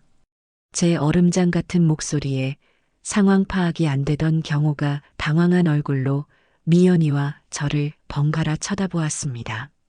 아들의 멍청한 얼굴을 보니 연민보다는 분노가 치밀었어요. 엄마, 그게 무슨 말씀이세요? 미연이가 스테이크를요? 아니에요. 엄마가 뭘 잘못하셨겠죠. 그날 미연이는 정말 아파서 하루 종일 침대에서 끙끙 앓았는데 제가 옆에서 다 봤어요.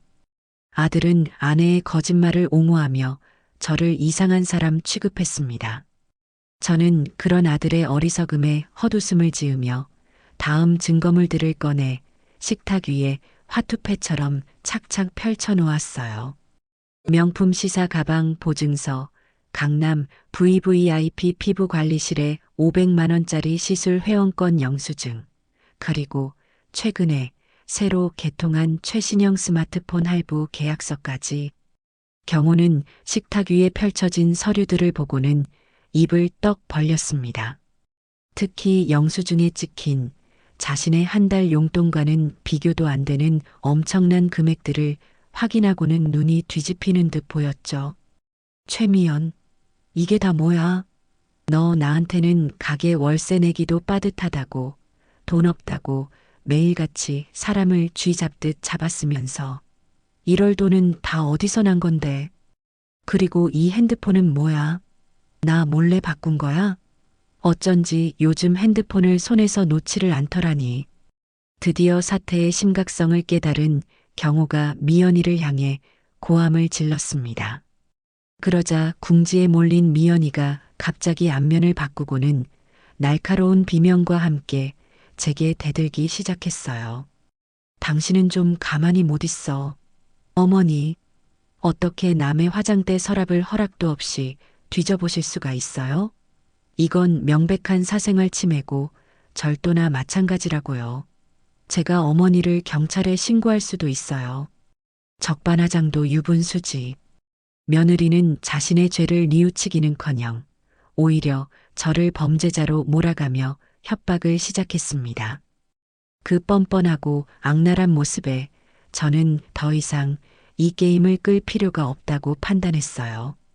저는 조용히 제 스마트폰을 꺼내 들었습니다.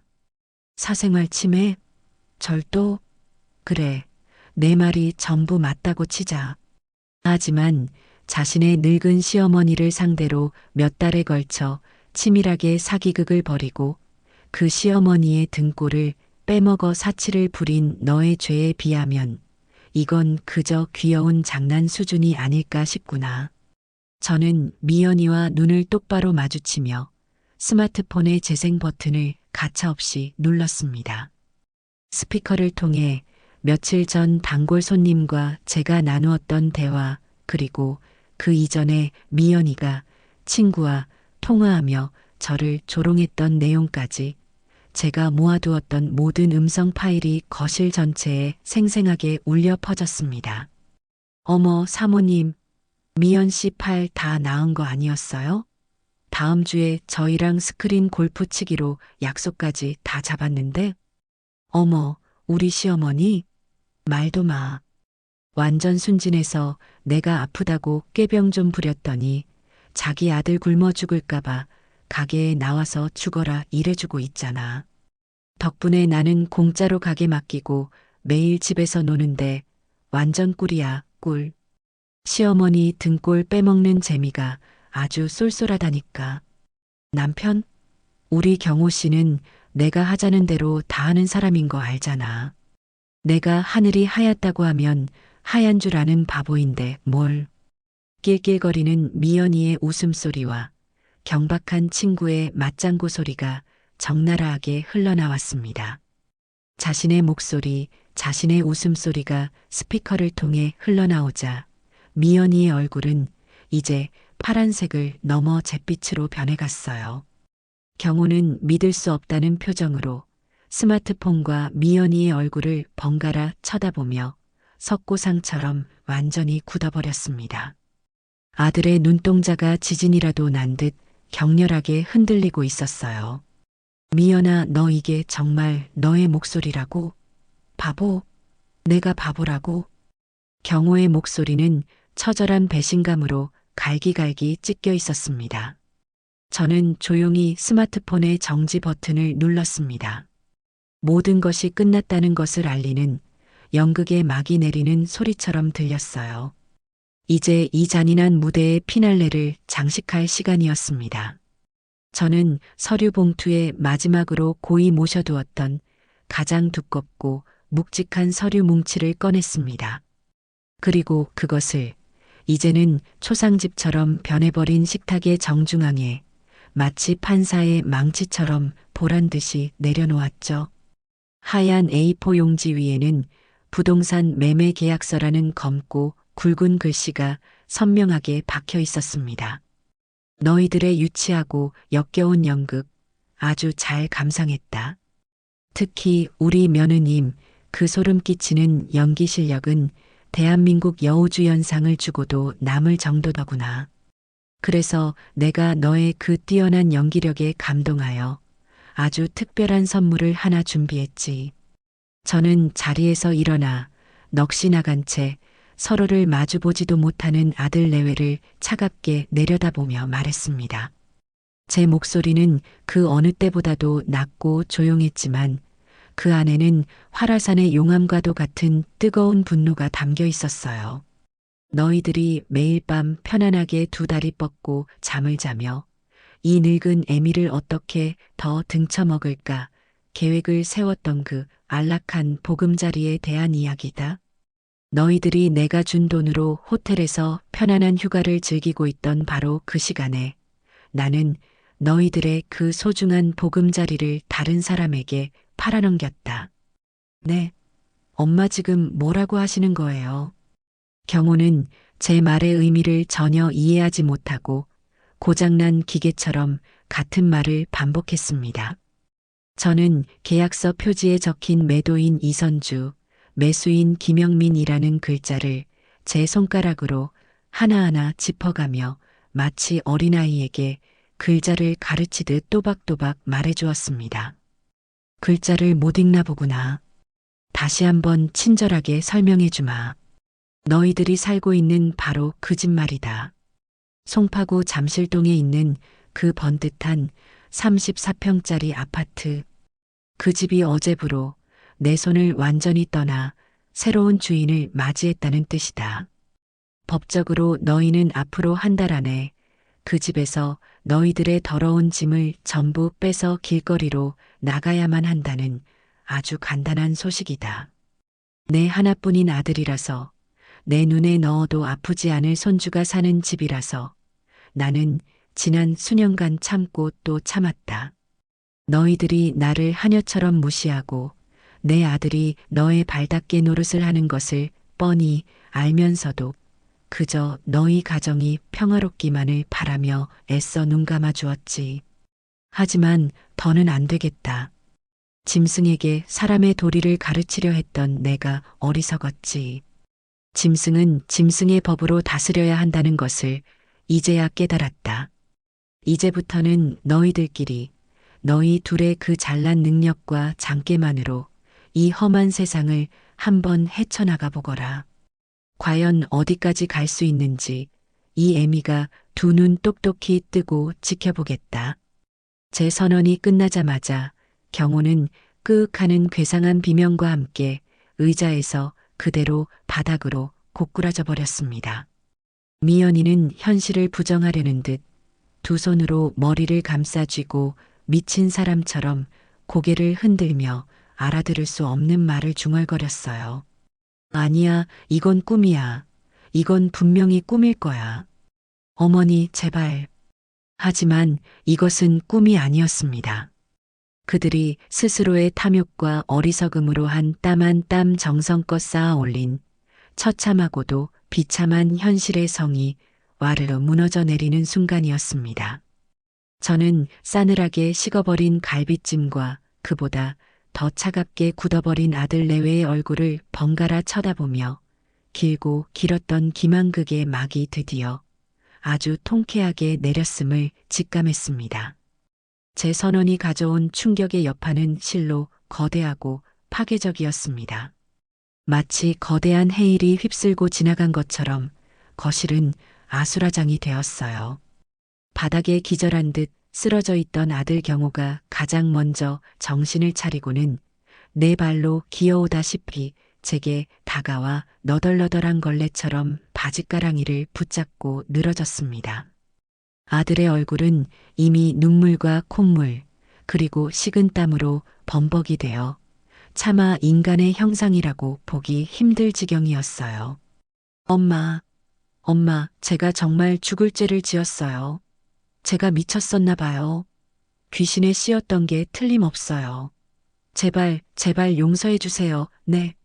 딱 한 번만 봐주세요. 집이라니요, 엄마. 저희가 살던 그 집을 파셨다니. 그게 정말 무슨 말씀이세요?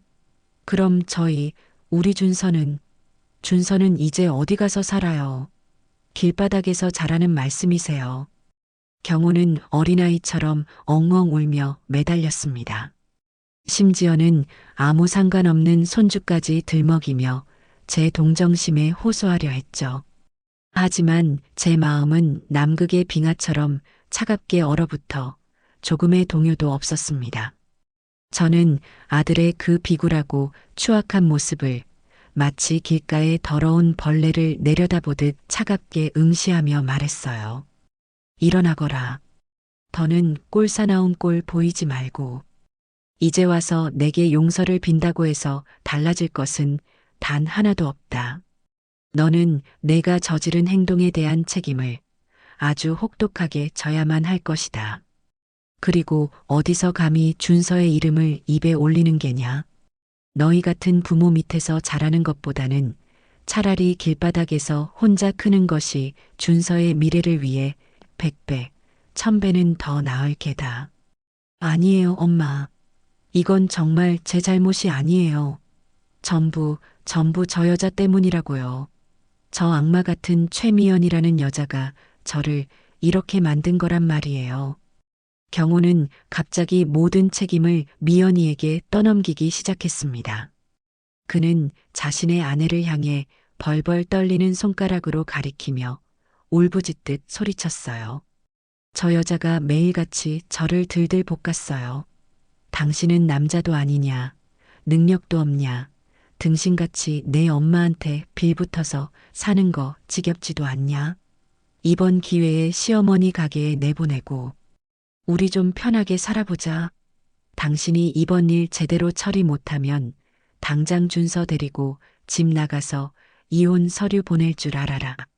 이렇게 매일같이 저를 협박했단 말이에요. 엄마, 저는 정말 어쩔 수 없었어요. 아들을 버리시더라도 저 여자는 절대 용서하시면 안 돼요. 경호는 자신의 생존을 위해 방금 전까지 사랑을 속삭였을 아내를 악마로 매도하며 저를 자신의 복수의 도구로 이용하려 했습니다. 그 비겁하고 추악한 모습에 저는 더 이상 아들에게서 일말의 연민도 느낄 수 없었어요. 닥치지 못할까? 저는 제 평생 아들에게 단 한 번도 내지 않았던 천둥가도 같은 소리로 호통을 쳤습니다.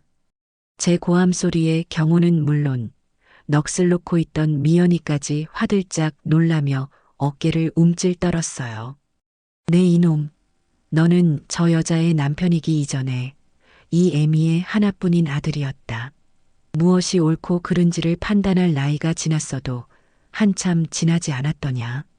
잘못된 길이라는 것을 뻔히 알면서도 아내의 그 가짜는 협박이 무서워서 이 늙은 애미를 속이는 일에 앞장서고 방관한 내 놈의 죄가 저 철없는 계집의 죄보다 훨씬 더 크고 무겁다.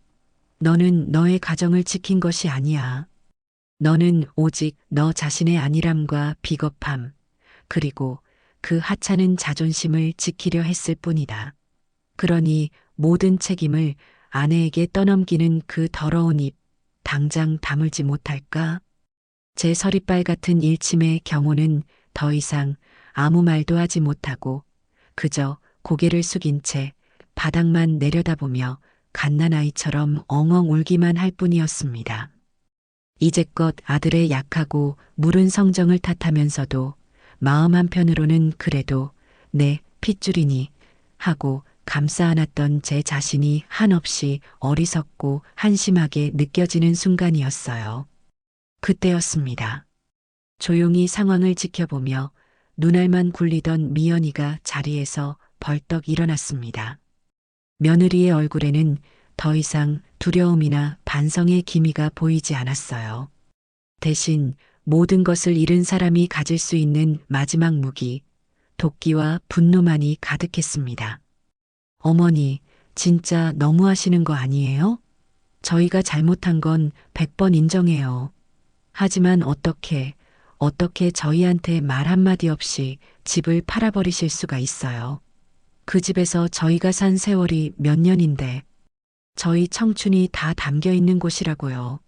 그리고 이 가게, 제가 얼마나 피땀 흘려가면서 밤낮으로 일해서 읽어놓은 가게인데 어머니가 하루아침에 나타나고 다 망쳐놓으셨잖아요. 제가 어머니를 이대로 가만두지 않을 거예요. 미연이는 깁스했던 팔이 아프지도 않은지 양손으로 허리를 짚고 서서 제게 악을 쓰며 대들었습니다. 그 모습이 어찌나 가증스럽고 우습던지. 망쳐? 내가 무엇을 망쳤다는 말이냐?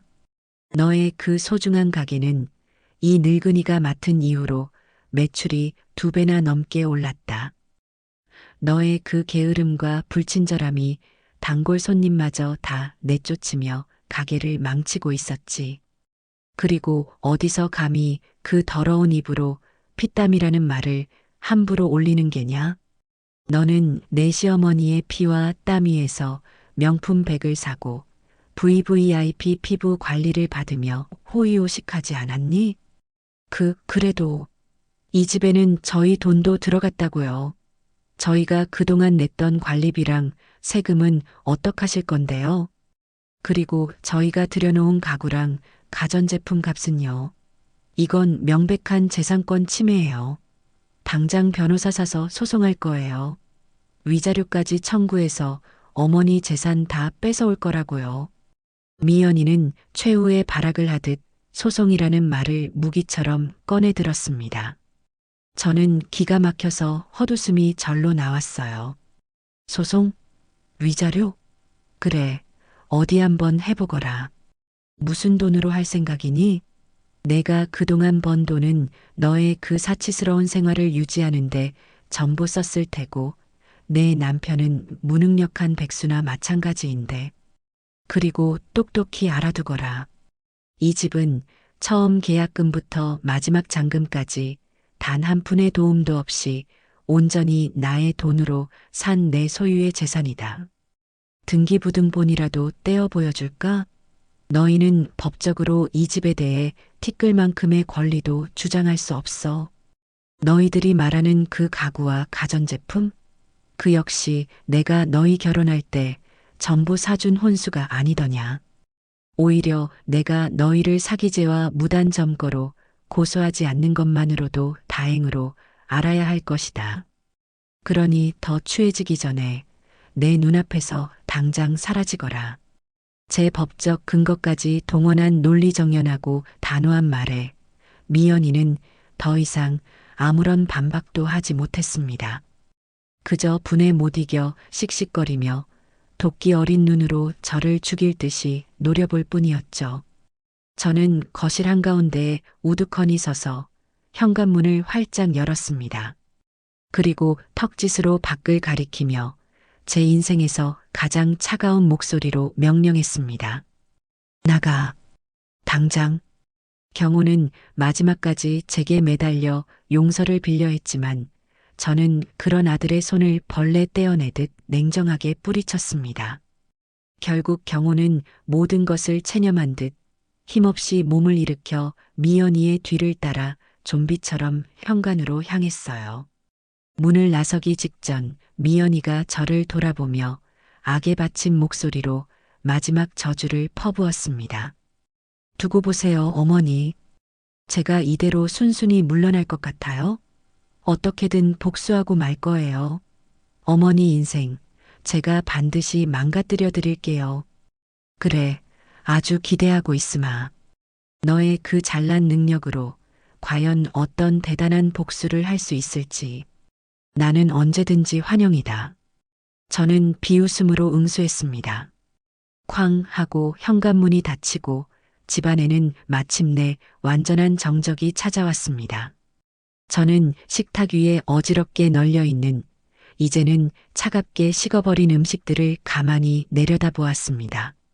제가 제 아들에게 그리고 며느리에게 어머니로서 차려준 마지막 밥상이었죠. 하지만 이제 그 가족이라는 이름의 굴레는 존재하지 않았습니다. 저는 거실 소파에 깊숙이 몸을 묻었습니다. 온몸에 힘이 빠져나가는 듯한 탄력감과 함께 마음 한구석이 텅 비어버린 듯한 허탈함이 해일처럼 밀려왔어요. 제 손으로 제 하나뿐인 아들의 가정을 산산조각 내버린 것만 같아 가슴 한쪽이 시큰하게 아파왔습니다. 하지만 저는 이내 고개를 저었습니다. 이것은 파괴가 아니었어요. 이것은 정화였습니다. 오랫동안 골마 터지기 직전이었던 악성 종양을 제가 직접 칼을 들어 도려낸 것뿐이었죠. 수술의 고통은 따르지만 건강한 새살이 돋아나기 위해서는 반드시 거쳐야만 하는 필연적인 과정이었습니다.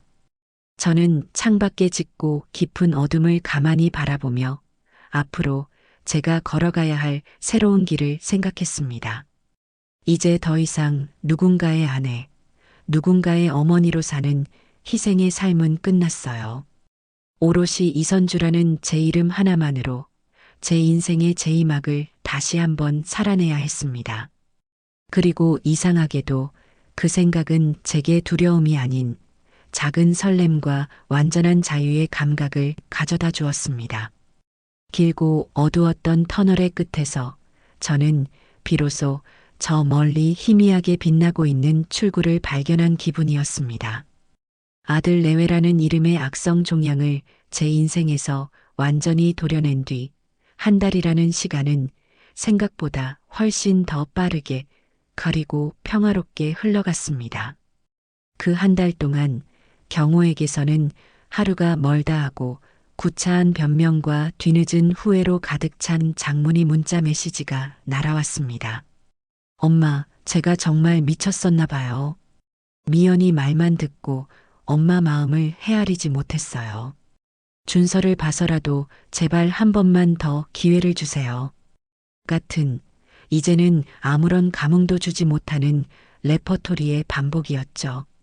심지어 미연이의 친정 부모님에게서는 저를 자식 인생 망친 악독한 시어머니라고 원망하는 전화가 빗발치기도 했습니다. 하지만 저는 그 어떤 연락에도 일절 응답하지 않았어요. 마치 스팸 문자를 삭제하듯 그들의 연락을 차단하고 무시했습니다. 제 마음은 이미 모든 정리를 끝낸 상태였고 더 이상 그들의 저급한 감정 소모와 에너지 낭비에 휘말리고 싶지 않았기 때문입니다.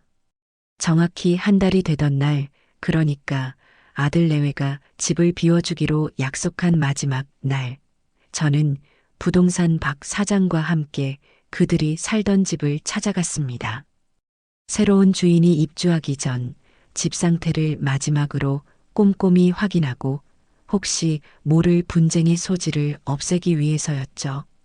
도어락 비밀번호는 이미 경호가 문자로 보내온 새로운 번호로 바뀌어 있었고 저는 조금의 망설임도 없이 번호를 누르고 안으로 들어섰습니다.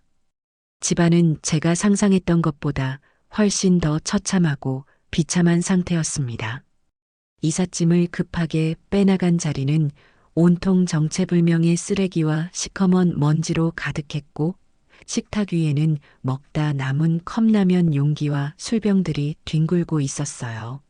심지어 거실 한가운데의 하얀 벽지에는 날카로운 것으로 일부러 긁은 듯한 상처와 함께 입에 담기조차 힘든 욕설이 검은 매직으로 적혀 있기까지 했습니다. 자신들의 분노와 패배감을 이런 유치하고 악의적인 방식으로 표출하고 떠난 것이죠. 그들의 옹졸하고 치졸한 마지막 발악을 보니 혀를 차는 것을 넘어 헛웃음이 나왔습니다. 아이고 사모님, 저런 젊은 사람들이 어쩌면 저렇게까지. 박 사장은 말을 잇지 못하고 안타까워했지만 저는 아무 말 없이 팔을 걷어붙이고 청소 도구를 들었습니다. 이 집에 새로 들어올 희망에 부풀어 있을 젊은 부부에게 이런 더러운 흔적과 불쾌한 기운을 물려주고 싶지는 않았기 때문입니다. 박 사장과 함께 반나절 동안 묵묵히 집을 쓸고 닦았습니다. 욕설이 적힌 벽지는 새로 도배를 했고 구석구석 소독까지 마치고 나니 집은 비로소 본래의 깨끗하고 환한 모습을 되찾았습니다.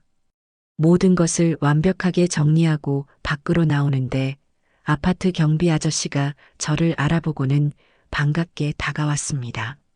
어머님, 그동안 고생 정말 많으셨습니다. 아드님 내외 며칠 전에 이사 나갔지요? 아이고 말도 마십시오. 그 짐 빼는 날 부부가 어찌나 고래고래 소리를 지르며 싸우던지 온 동네가 다 떠나가는 줄 알았다니까요. 남자는 여자 탓하고 여자는 남자 탓하고 아주 가관도 아니었습니다.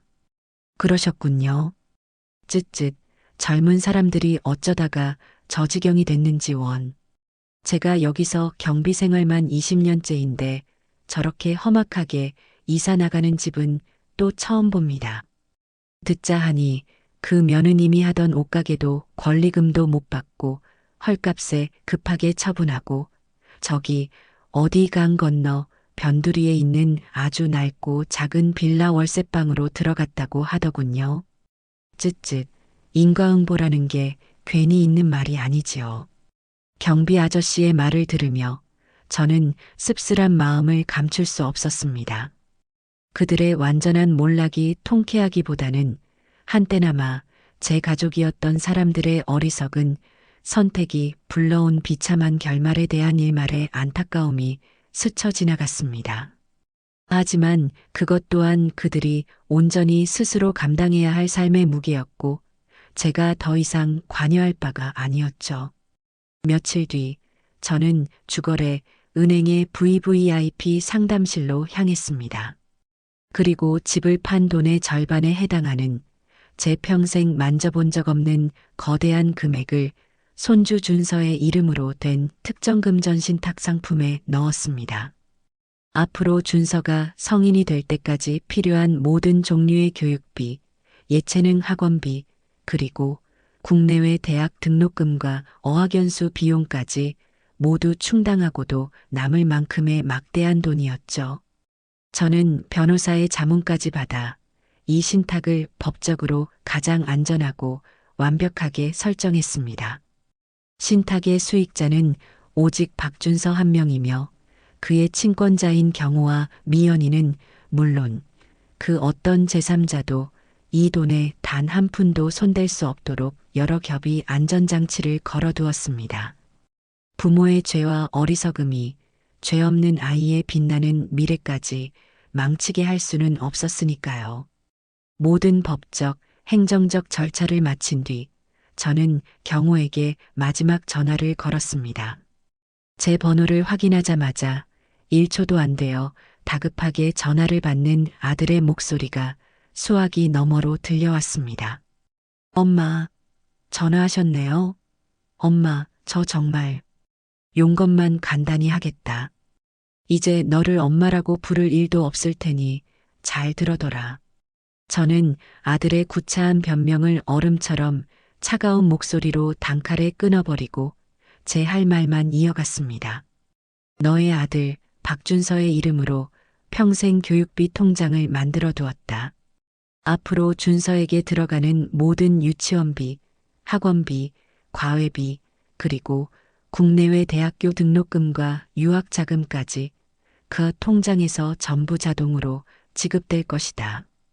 너희는 단 1원도 만질 수 없으니 헛된 꿈은 꾸지도 말거라. 관련 서류는 며칠 내로 너희가 사는 그 낡은 빌라로 등기 우편으로 보내주겠다. 엄마, 이것이 내가 너의 생물학적 어미로서 그리고 내 유일한 핏줄인 준서의 할머니로서 해줄 수 있는 마지막 도리다. 명심해라. 이 돈은 너희를 위한 것이 아니라 너희가 망쳐버릴 뻔했던 내 소중한 손주의 미래를 위한 최소한의 보험이라는 것을. 그러니 앞으로는 너희 부부가 직접 공사판에 나가 막노동을 하든 식당에 가서 설거지를 하든 너희 둘의 힘으로 땀 흘려 돈을 벌어 너희의 그 한심한 인생을 스스로 책임지며 살아가도록 해라. 더 이상은 할 말 없으니 이만 끊는다. 그리고 내 번호도 오늘부로 바꿀 테니 다시는 연락할 생각도 하지 말거라. 저는 아들의 대답을 듣지도 않고 통화 종료 버튼을 눌렀습니다. 그리고 곧바로 휴대폰 대리점으로 가번호를 바꾸고 지난 수십 년간 저를 얽매었던 낡은 번호를 영원히 지워버렸습니다. 이것으로 제게 남았던 마지막 책임과 의무도 모두 끝났다고 생각하니 어깨를 짓누르던 거대한 바위덩어리를 내려놓은 것처럼 마음이 날아갈 듯 가벼워졌습니다. 그날 저녁 저는 홀로 집으로 돌아와 짐 정리를 시작했습니다. 제 통장에 남은 나머지 절반의 돈. 그것은 이제 그 누구의 것도 아닌 온전히 저 이선주라는 한 사람만을 위한 돈이었습니다. 저는 먼지가 뽀얗게 쌓인 낡은 앨범을 꺼내 펼쳐보았습니다. 앨범 속에는 20년 전 건강했던 남편과 함께 다정하게 웃고 있는 제 젊은 시절의 모습이 담겨 있었어요.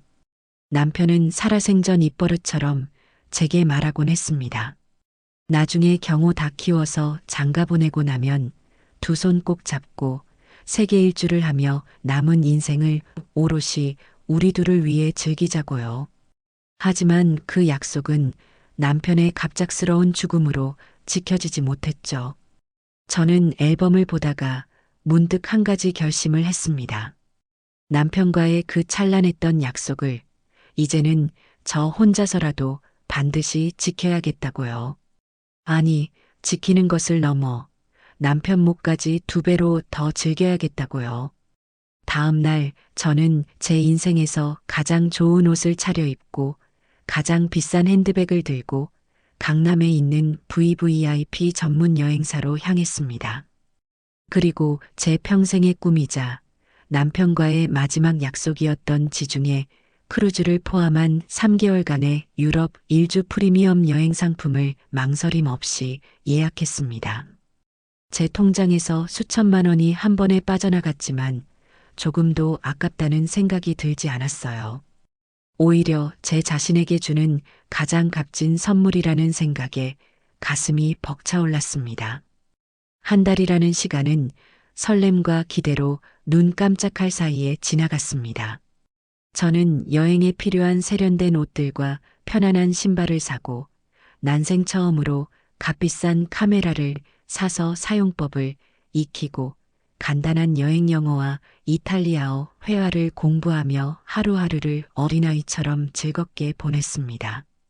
제 인생에서 그토록 무언가를 열정적으로 그리고 오롯이 저 자신만을 위해 즐겁게 준비했던 적이 있었나 싶을 정도였어요. 마침내 여행을 떠나는 날, 저는 새로 산 멋진 캐리어 하나를 끌고 인천국제공항으로 향했습니다. 배웅해주는 가족 하나 없는 쓸쓸한 출국길이었지만 제 마음은 그 어느 때보다 가볍고 자유로웠으며 완전한 행복감으로 충만했습니다. 공항의 높고 웅장한 천장과 각기 다른 사연과 기대를 안고 떠나는 수많은 사람들. 그 활기차고 낯선 풍경 속에서 저는 비로소 제가 제 인생의 완전한 주인이 되었음을 온몸으로 실감했습니다. 출국 수속을 마치고 비즈니스 클래스 좌석에 편안하게 몸을 묻었습니다. 곧이어 비행기는 육중한 몸을 일으켜 지난 수십 년간 저를 올가매던 모든 지긋지긋한 과거의 인연들을 저 아래로 내팽개친 채 푸른 창공을 향해 힘차게 날아올랐습니다. 구름 아래로 성냥갑처럼 점점 작아지는 대한민국의 풍경을 내려다보며 저는 조용히 샴페인 잔을 들어 창밖을 향해 건배했습니다. 여보, 나 이제 당신과의 그 마지막 약속을 지키러 가요. 그리고 수십 년간 잊고 살았던 나 자신과의 약속도 지키러 가요. 이제 더 이상 누군가의 아내, 누군가의 어머니라는 이름의 감옥에 갇혀 살지 않을게요. 오롯한 인간 이선주로 내 인생의 마지막 페이지를 세상에서 가장 화려하고 아름다운 색깔로 채워볼게요. 그러니 저 높은 하늘에서나마 나의 이기적이고도 찬란한 새로운 시작을 마음껏 응원하고 축복해 주세요. 비행기 창문 너머로 쏟아지는 눈부신 지중해의 햇살이 마치 제 새로운 인생을 축복해주는 신의 선물처럼 따스하고 찬란하게 느껴졌습니다. 저는 조용히 눈을 감고 앞으로 제 앞에 그림처럼 펼쳐질 미지의 세계를 향한 달콤하고도 짜릿한 꿈에 빠져들었어요. 제2의 인생, 그 누구도 막을 수 없는 화려하고도 통쾌한 축제의 막이 이제 막 오르고 있네요.